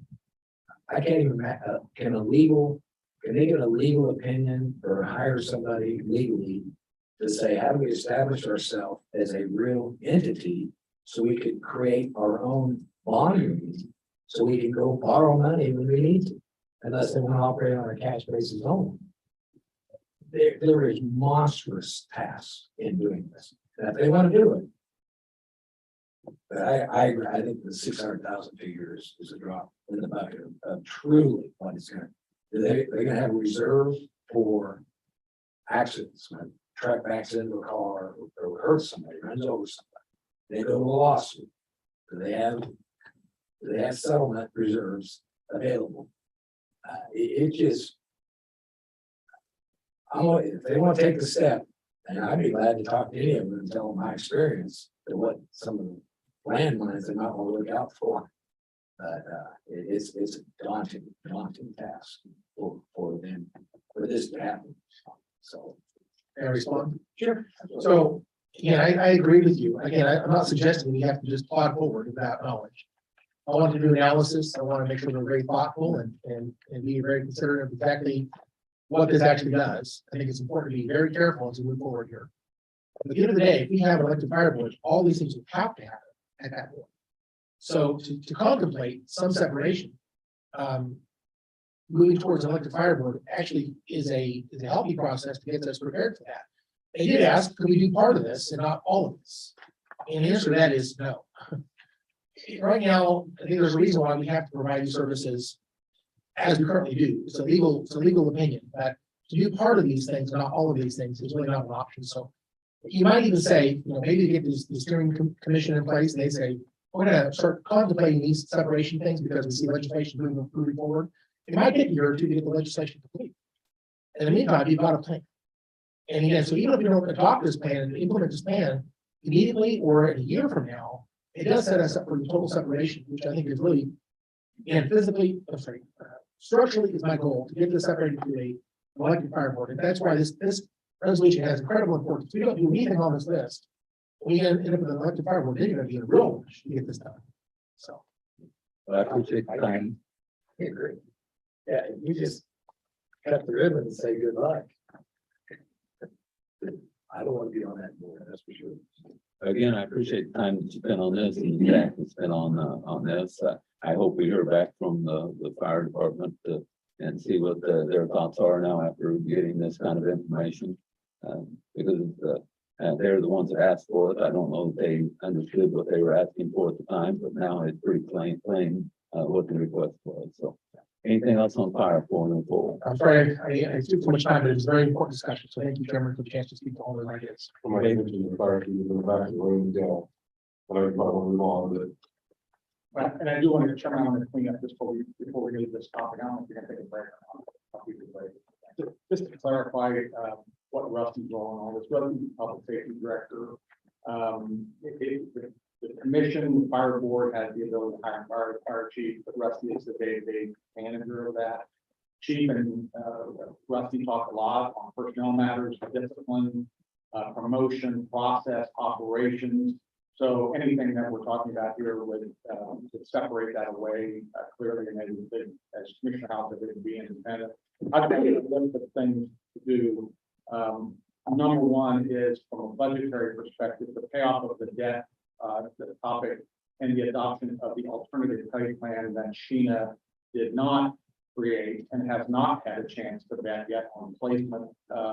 That has to happen or should happen by the 24th. That's quite a timeline. Those are the two things that we're in a little bit of a race on. Secondly, I do agree. I think that the town hall on this is a good idea.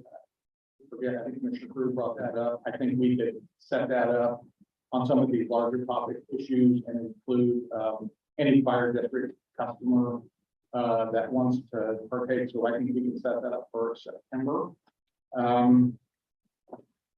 The two policies, the two resolutions, the one that is probably most important is the advisory board. I think there's the most support for that concept. We're not in a race to do that. I think we can be contemplative about that and probably schedule that for sometime in September, because the only reason that has to be done is if we are going to put it on the legislative platform for a board, to fire board, that should be done in advance of that. And then the administrative charges concept, I do agree. I think that needs to be vetted. Fire chief needs a chance on that with his leadership team. And we report back on that. So if I have that summarized, then we're good. Can I have homework? Yes. That was the ripple effect. That was discussed. Well, There's an impact in that. Commissioner Lopez asked about the ripple effect. What makes this unique, in the sheriff of the EMS world, correction, there's so many GF dollars that flow and feed that. Absolutely, the ripple effect is concerning. This fire district has its independent district own taxing authorities. So I don't know if the ripple effect necessarily organizationally is important, but at the end of the day, I think the point is, if you start paying this group more, you're gonna see employees leave from that group to go to that group. That could happen there, absolutely. We could lose EMS people to fire, in this matter. So I mean, I don't know what else to say on that. We've got so many pay plans happening here at the same time. We always talk about this, how does one impact the other? And, I think it's worthy to, as we go through with this, to, also keep an eye on that. I think it's a good point. Commissioner Fitz. Commissioner Cruz.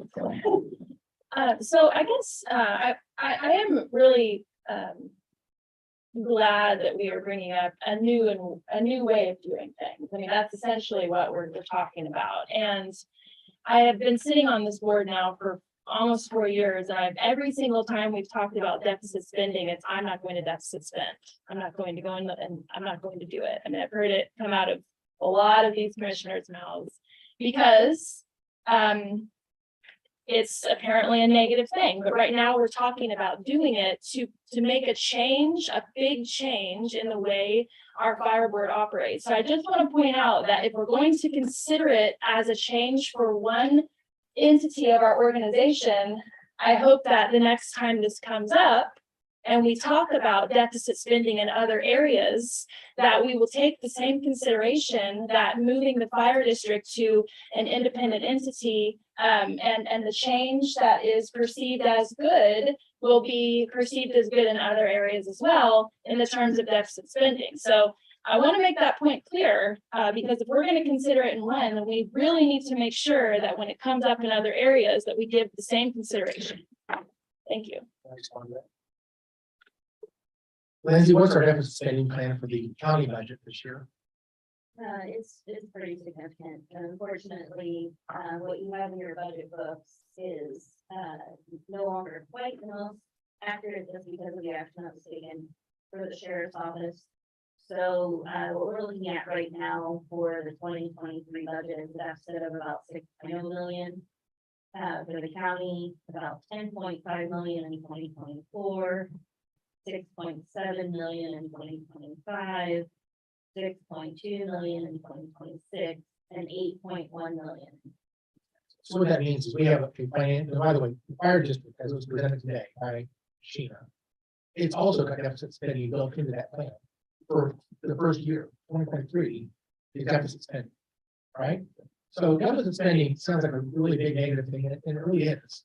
If you're using that money for one-time purchases, I think you'll agree that that makes sense. When you start using deficit spending to balance the budget, to run operations, that's structurally, financially upside down. You've got to find solutions. That means you've got to cut spending somewhere or raise revenue somewhere to get it back up right, sit right side up again. We have problems right now in the fire district already. And we certainly have problems in the county already. So we already have a problem.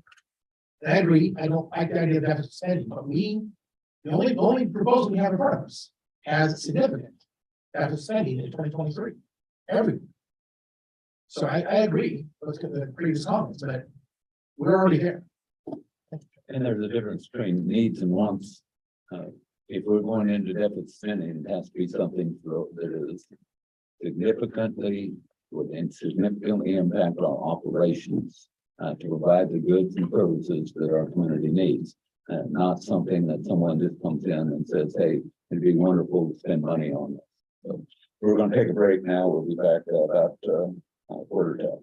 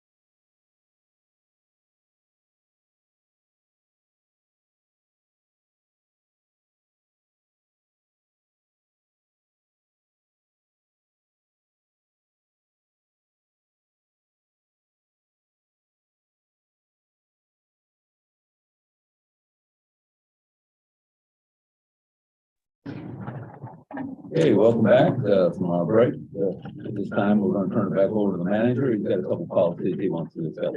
Thanks, Chairman. This is just a real high level discussion today on a couple of policies. No decisions have to be made and we can extend this into the future. I know some of you have engaged later in the morning, so we're in a little bit of a race for time. The community development funding request policy that's in front of you, we have been talking about for over a year. It is we're trying to codify some type of process where nonprofit groups and entertainment groups or other kinds of groups that are so important to our community have a chance to put in requests to the commission in a logical order that is in a budget process, so that we can deal with less ad hoc requests throughout the year. So the policy in front of you actually has it's a policy statement, and it talks about actually trying to push as much as we can into the budget process, understanding that in the world we live, things come up in the middle of the year that maybe have to brought to the commission out of sequence, but we want to keep those to a minimum. There is an alternative process actually at the end of the document. It says alternative procedure for 5 annual budget process. And I think the staff prefers it because what it allows the commission to do is every spring when we develop a budget to determine how much money, if any, set in a fund that could be used for community development, entertainment, or other things that are not routinely budgeted. Once the commission sets that number and then votes the budget in August, we would then set up an advisory board who would, and we would take application for people that want to access that money in the next budget year. And we would have an advisory board appointed that would review those applications and come back and make recommendations to the commission. So on the topic of advisory board reporting to the commission that we just talked about, require a very similar type of advisory board that would report to the commission to move forward. What the commission would then vote on this in the fourth quarter of the year, and staff would then set forth the distribution of the money on January 1st of the new budget year. So I just a high level, what do you think? There's something glaringly wrong. And I think I would be glad to go back and make adjustments to bring this back to future staff. What are the dollar amounts set on this? You would say. One concern I have with either the regular one or the 5A, once we put something on our website saying, hey, you can come and apply for this. Remember what happened when we got the second round of ARPA money, and we went out and told the community, hey, apply for all this money. We got tremendous amount of feedback, was well over the amount that we could have even administered. And then on top of that, because of operational constraints, we couldn't fund any of that. So I think we're going to set up expectations from the community. As soon as we put something like this on the website, we're going to have everybody in the world saying, hey, we're going to apply for this money. And then we're going to have a lot of people that are going to find out that their expectations aren't met. Two things on that. First of all, I think it may be a feeble attempt, but the attempt is to try to focus this on things that are county related, where if you're not in any way, shape, or form county related, you wouldn't apply for the money. So we're trying to focus this down to a spectrum where there clearly has to be a benefit for the county to consider. So that's number one. And then number two is at least they got a process, at least. And I think we make it clear that if there's a finite amount of money, the advisory board has the burden of receiving the application and actually hearing in person a request from the requester, and some will get funded and some will not. It's a process. So I hear what you're saying. Commissioner Mattson? You did mention in B, happily, the clear fit to the mission of every town, which helps do that, and even as an unfunded expense. My question, or my recommendation would be that this panel, so to speak, for ad hoc boards, it needs, there needs to be some requirements requirement documents that the applicant has to, are they legitimate, and they file the taxes. And we don't need to invent that, you can steal those from across the street, where they do this for big arts. They do it for liquor tax and, Right. And that way, going into the previous applying, they know they have to have these checked off. Or they don't get reviewed. And then another question is, on number 4.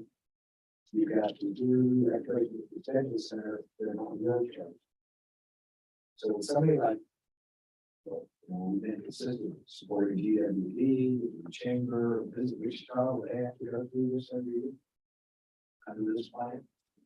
I mean, that's a debate for the commission. I think if they're currently funded, you could grandfather them, that's one option, or, yeah, they'd have to go through it, and maybe not every year, but every other year, that's another thing, if it's a year-to-year thing, we want to make it every 2 years. On the Arts Council, is it for us, is it every year? Because sometimes for nonprofits, and this is really hard when it's year to year, so I know on liquor taxes, 3 years commitment, so they can then count on that money for 3 years, so whatever you think best on that, but go ahead. Well, I think there's a distinction between GWP, which acts as an organization on behalf of the county, we were getting some service back. From that, I think there may be a distinguished, or that can be distinguished from just funding that we're giving to support operations with, maybe not input or direction on how that's spent. I do agree. We have a number of agreements with providers who provide us direct service back for money. That is not what this policy is all about. Commissioner Cruz. So what's the interpretation of our mission, though? We have our mission and our vision. The mission is to cultivate a healthy, safe, and welcoming community through exceptional public service, effective partnerships, and dedicated employees. I think you have to get into, and you're correct, Commissioner, we probably need to further refine that, but exactly what we as a county do as far as services probably need to become part of this policy, and maybe even a down to this policy to work, because that may change over the years too. So we would have to clean that up and make that more specific. The mission statement in and of itself not going to help us provide it. Sure, and I think we're at a point where we've been operating a certain way for a number of years, but I mean, if we want to be innovative and we want to really be partners with our community, we have to start talking about, for example, housing. Just in an email that you sent out the other day, we were talking about possibly waiving building permit fees. And so I think that is something that we need to clarify. Exactly what our mission means. And so how do we go about having that discussion? Is that now? Is that later? Because I really want to make sure that that's defined, because that could be interpreted many different ways. Let me work on it. We don't have to discuss it. Let me put another effort forward on this, clean that up a little bit, and we'll bring it back. Have a look at it. And Commissioner Howell. All right, thank you. So just a couple of things. Just name a couple of things just to make sure I understand. Things like project access, child advocacy center, the Kansas African American Museum, for example. Those will all be part of this policy. We'd have to revisit and decide if we're going to fund them. If the assumption is not going to fund them, we'd have to make a decision to fund them. Is that what I'm seeing this? You could, I mean, that's one of two ways to go. First of all, you could grandfather all of those entities and they just continue to receive budget in the future, or not. You could make them come in every year and basically apply and state their case. And what about SCEO? An awful lot of grant money going out to Again, those are services. contracted service to the department gets funded, and they're nonprofit, so they're not. Which kind of department? Development and disability? Well, and then we ultimately, we primarily grant money off to. Yeah. There again, we are spending money and receiving a service back for that. I mean, I believe there's competitive process on that too, correct? I mean, they go through. They have to be licensed by the state. Much different. How does this affect the aging mill levy in terms of what we do with those dollars? I think not. All right, is this only for property tax dollar spending, or is this for anything else? I think the intention is just for GF dollars. I can't think of grant, anything. I think if we do wind up going ahead with any of our grants programs and things that we do go after specific grants that we would then pass along to the community, I think something like this would apply. But I think for now, we don't have anything like that, so we don't want to do. All right, one question, thank you. Thank you. Other questions? All right, we'll work on this, I'll come back, maybe now have a. Contract. Yeah, so, you have another, handout that was just like this, and it's titled guidelines for setting duration and term of finding agreements. Any commissioner crews had, mentioned this to the bench a couple weeks ago that we wanted to talk about this, so this is the first half. But we have to bring it back to a Wednesday meeting if, you'd like. So basically, what this is attempting to do is not supersede Charter 68, it's to give some guidelines to staff in terms of the default provisions. Anytime we enter some kind of agreement, contract, memorandum of understanding, blah, blah, blah. You can see all of the definitions there are for the different types of contracts. In terms of the policy statement on page 2, there's different, I guess, ways of approaching agreements depending on what type of agreement it is. So a contract for purchase of goods or services, that typically would go through a competitive procurement process. What we have historically seen is that those are 3 years or 1 year option to renew. And that would be kind of the default setting for this normal stuff.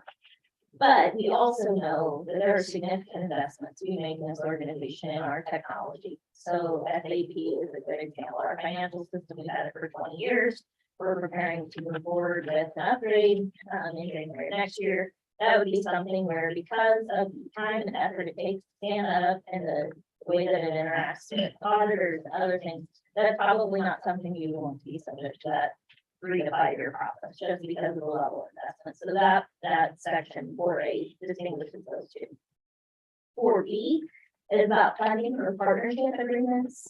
So partnership agreements are actually a term that comes from Charter 68.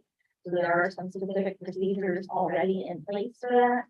But basically, this is, if we're going to give money to someone other than the county, we would want to do 1 year. So TCAM or something like that would be a 1 year agreement, because all of that is subject to an annual budget process. And interlocal agreement is something different entirely. That is something that actually takes the attorney general to sign off. So we would see those as longer term things like flood control, MEP, some of those entities that it takes a long time to stand up. So what this says, commensurate with the value and life expectancy of the asset, there's no specific term.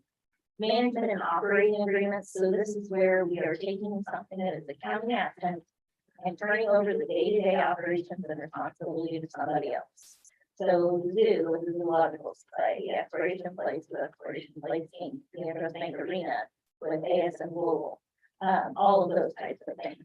So when we are doing that, basically what we're saying is for those items where there's competitive solicitation, so an example would be ASM Global, an initial term of 5 to 10 years, and then negotiation from there depending on what happens. For those items where we wouldn't go through competitive solicitation, again, where we have Exploration Place and a zoo, those are established entities that only do that business, they don't do anything else. We have a term of up to 50 years generally appropriate, and I put that in here because those are the operating agreement terms that we have with those who do an Exploration Place. And that is essentially to give some security to those agencies so that they know what they're getting and they know what to invest in and make those decisions. So that is the suggested policy and the guidelines. It wouldn't necessarily be binding. The commission obviously always have the opportunity to make adjustments. But that's the thought. Now, your department's been doing a lot of these things for over the years. Have you done anything other than just put what you normally do on piece of paper? No. So this is your normal operation. This is just finding that on paper.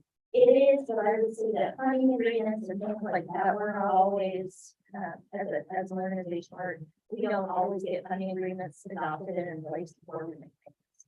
So this would add a little formality to that process. It also will give us an opportunity to put the board commissioners, these contracts, if you guys want outcomes, you know, reported each year. It just defines the process a little more. in my opinion. Good question. So we've talked about TCAM a couple of times now. I want to make sure that we are, we're not rescinding things that we've already voted on. We are moving forward as of a certain time period. So I want to make sure that we're talking about the same thing here and that we're not going to make TCAM come back next year and talk about the funding agreement that we voted on last year. Yeah. Right, the capital commitment was made and committed to, so that's a done deal. I think to the extent that other community program policy comes into play, I think that's the only thing that can impact this.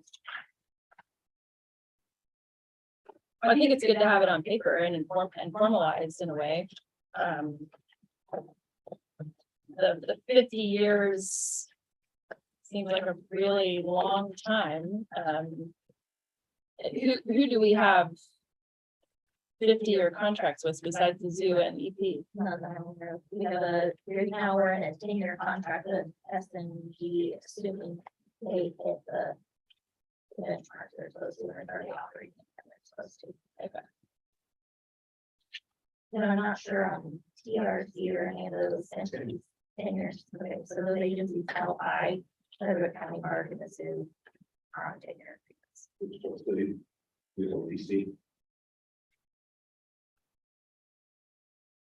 That not very.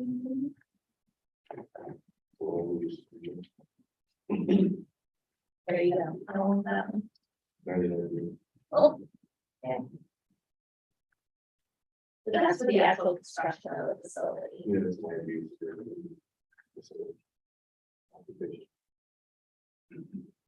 Okay, any questions? Okay, none, let's move on to bridges. I'm aware.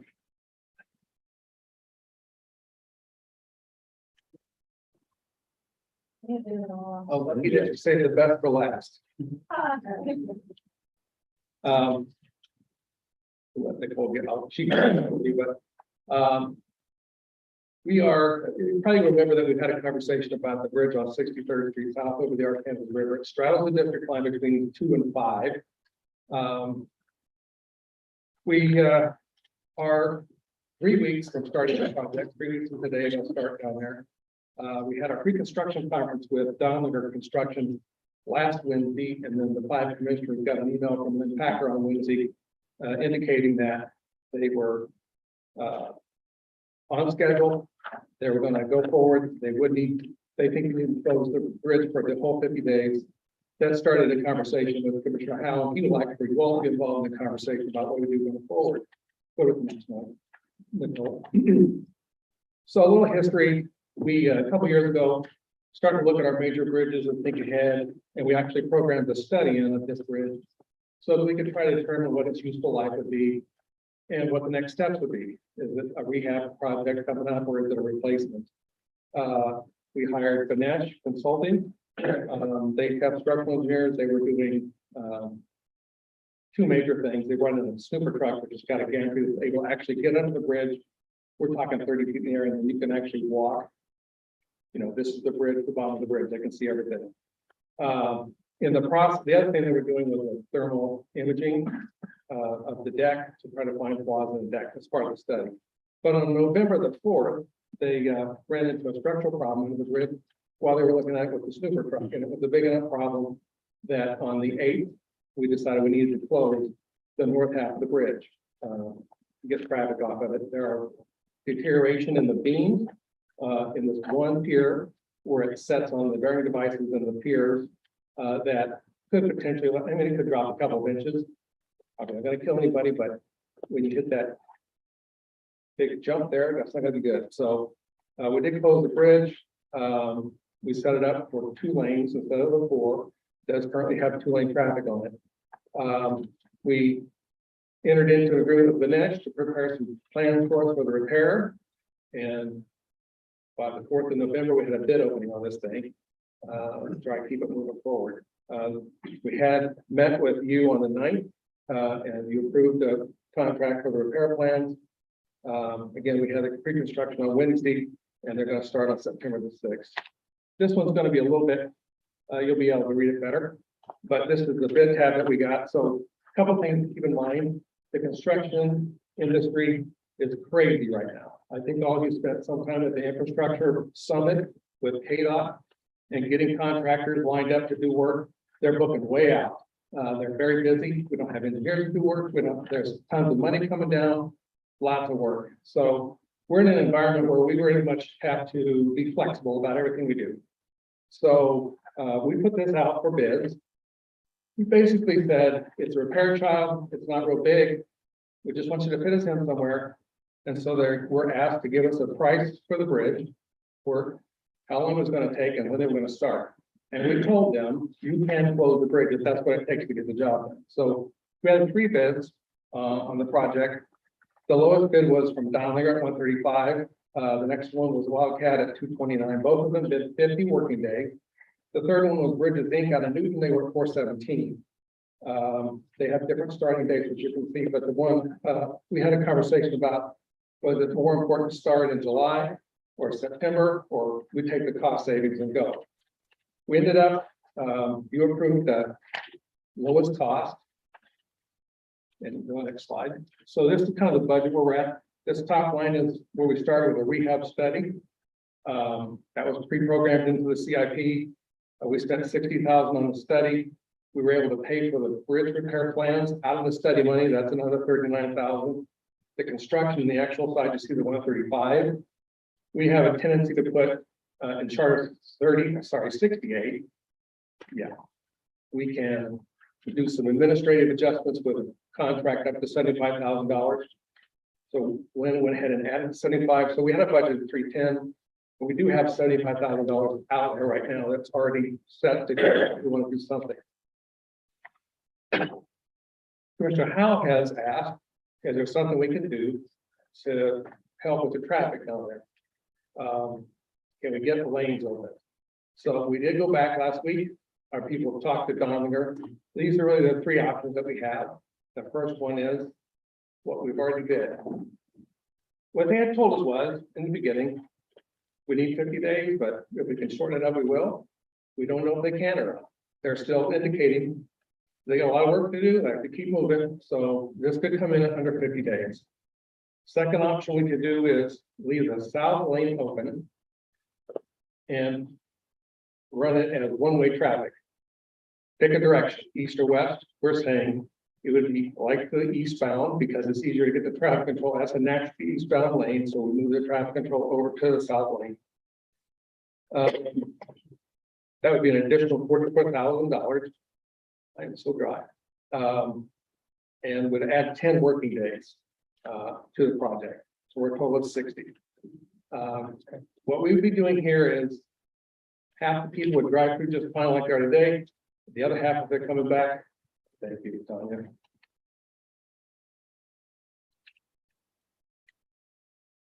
Have to find another route.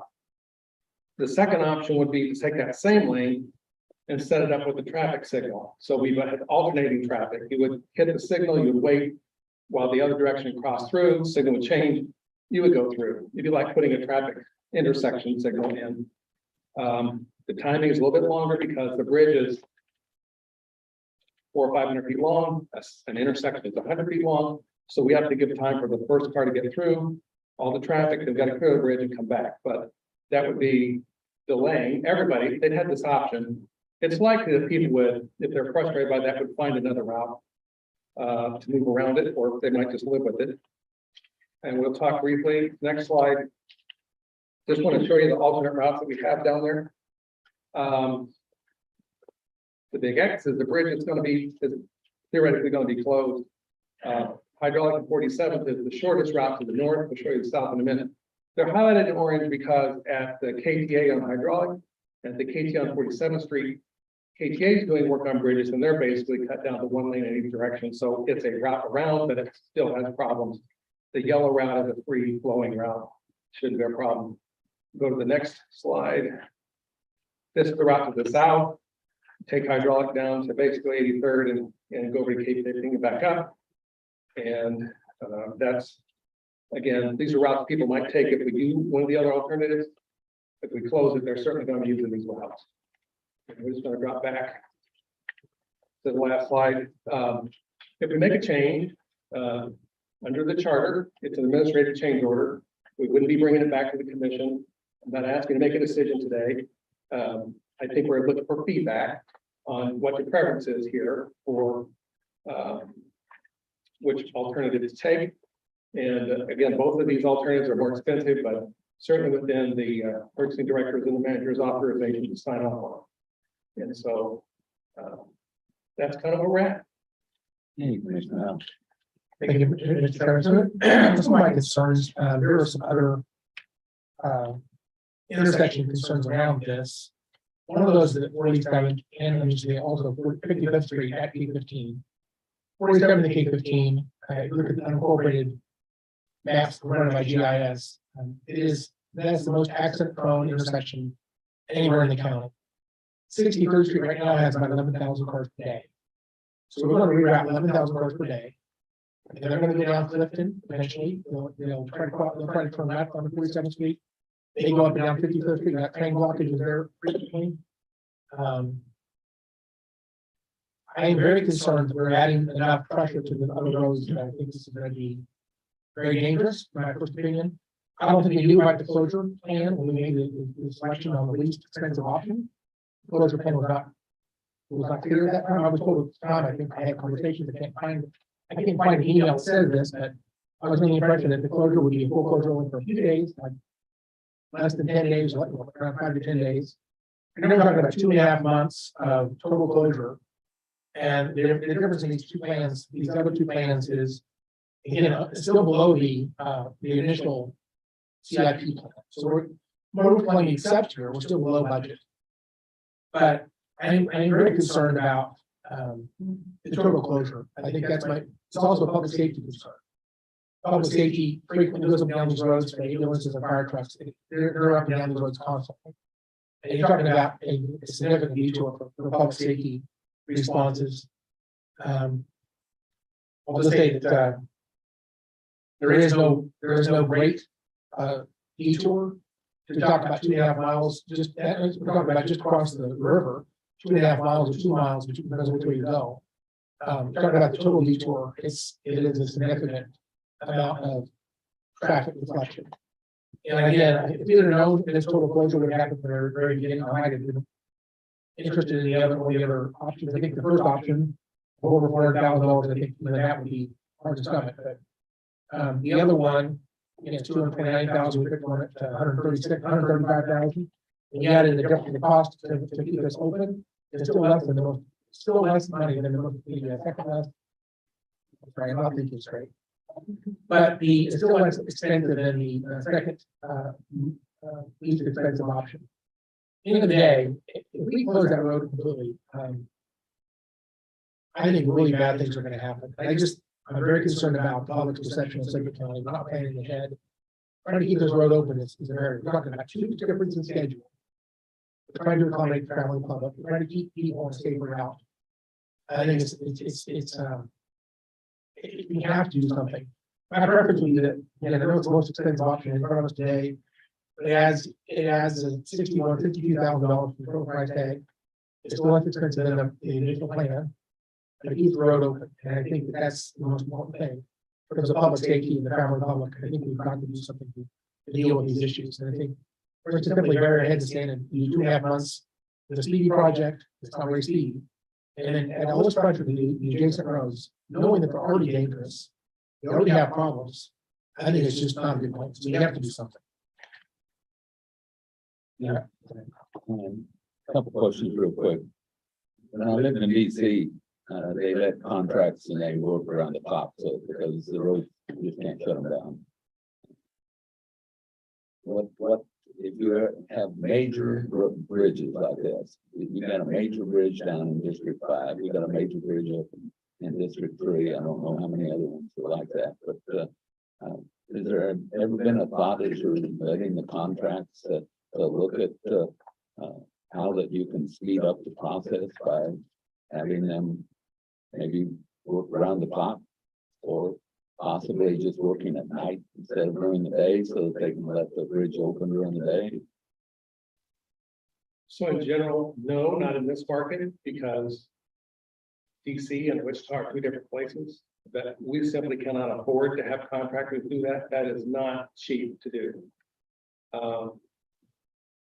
I think we work really hard, try not to impact people. We do the best we can, but at some point you gotta close some things down.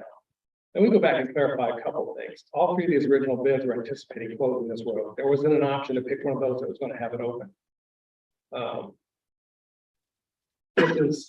This is after the fact, and I'm fine with it. I just would also clarify that if you go back to the minutes from the March meeting, we were very clear. And what we have said is, they have 50 days and we'll work with them trying to shorten it up as much as we can. We would never said a short closure, maybe 10 days, and they're ready to go. And there's a clear record on that. And as far as what we've, different people had said to the media and so on. But I think we're just not, I don't think in this environment, I don't think they're contracted to take that job because that's a whole different world.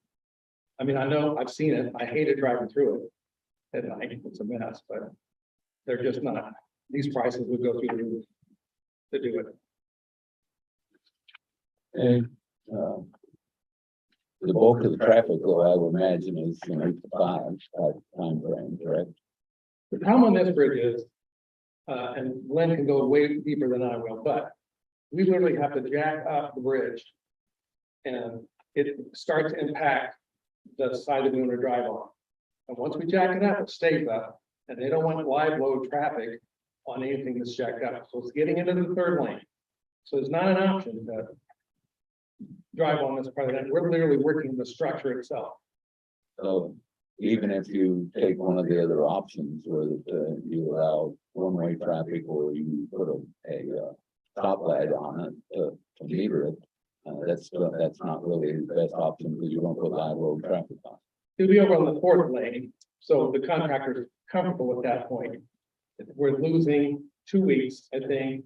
There's 3 elements to that. We have new traffic, much more complex traffic control setup. We've got to bring in the concrete Jersey barriers. We got to take them back out. And I think they're more constricted on the space they have to work in there. But I mean, I'm personally a proponent of rip the bandit off of the business thing as fast as we can, but I also understand the stress it's going to cause down there. If we have budgeted the money, we can cover this. It's not something we would normally bring back to you to have you decide, but I don't think you're officially deciding because we're not having that kind of meeting, but. Well, we can't vote on this today because it's a staff meeting, not a board meeting. But probably talk with Commissioner Howell about it in more detail and figure out what we're going to do before we ever bring it back to the board. It's not going to come back to the board. It's only an administrative, unless you want it to, it's just an administrative change order. If we had, I think between the manager and I, if we have feedback from you all that you have a direction you'd like to go with, this will just slide on through and done. I'm all right with traffic signal. So how many days, 10 days, 20 days? 10 days, it's 10 weeks versus 12. That's 2 weeks. Right.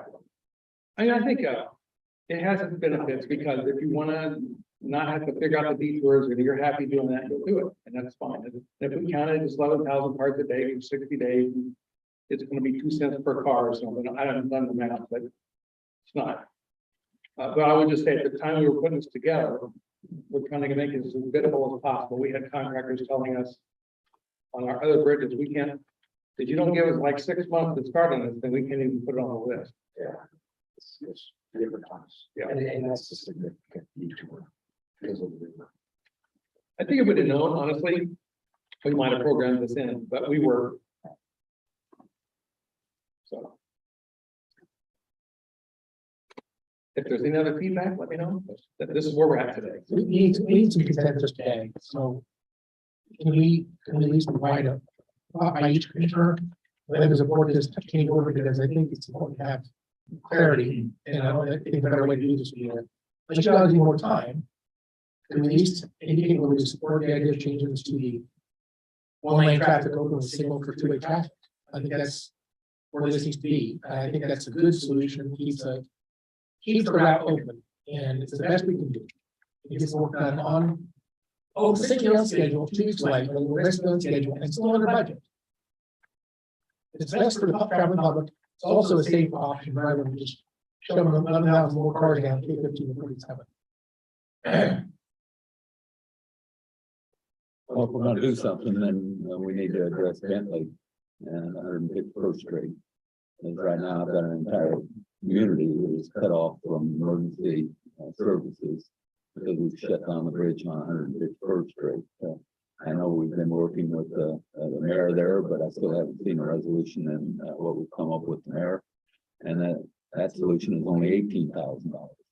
And we can't seem to come up with a way of fixing that. So if we're gonna do something here, we better do something out on 151st. Because I do have a complete city that has 8-10 miles to get emergency services to the city. I'd like to piggyback off you, Chairman. I think it's important to really have the communication out to folks, because Jim, we had the conversation around Ridge Road and 151st, and people were very, very upset. And so I get it that bridge closures are not, I mean, I just went to a meeting in the city where we're gonna close down the Amidon Bridge for over a year. So that's a pretty significant closure, and the time for emergency vehicles was a big topic of discussion. So what is the plan to communicate to the residents and not just a sign that goes up the day that we start construction? Have we gone to the community about the feedback that they'd like to see? Have we done any of that? Well, we have communicated about this since November. Up through our social media, it's been in the Derby paper, Juvenile talked to Channel 12. Okay. We've had a long gap now, we're 3 weeks out, we'll start again. If we choose the option that leaves it open, it's still a route.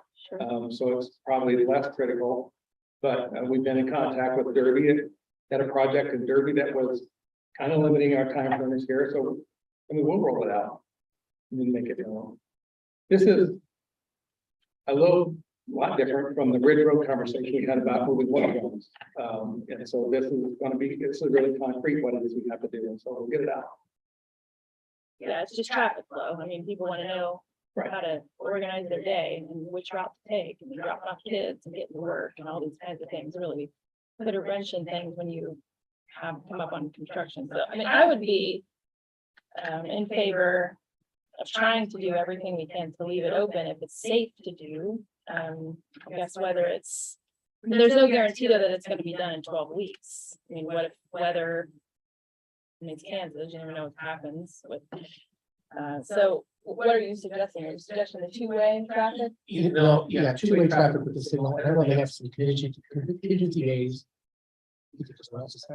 Contingency days built into their schedule for things like rain, but their best guess based on historical weather challenges or whatever is what I think is in their plan.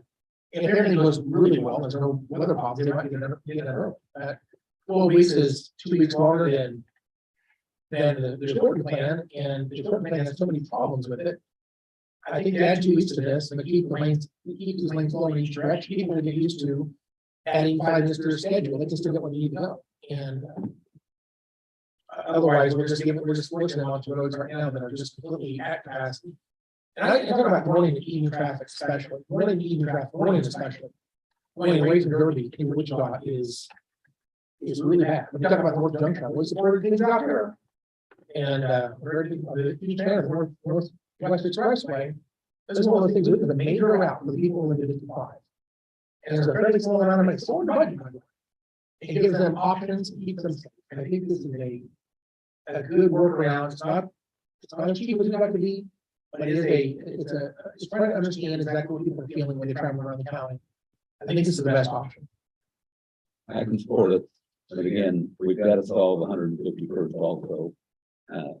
Mayor asked over a month ago, I talked to Hammond staff, and we still haven't come up with a solution. So, and it's an $18,000 solution.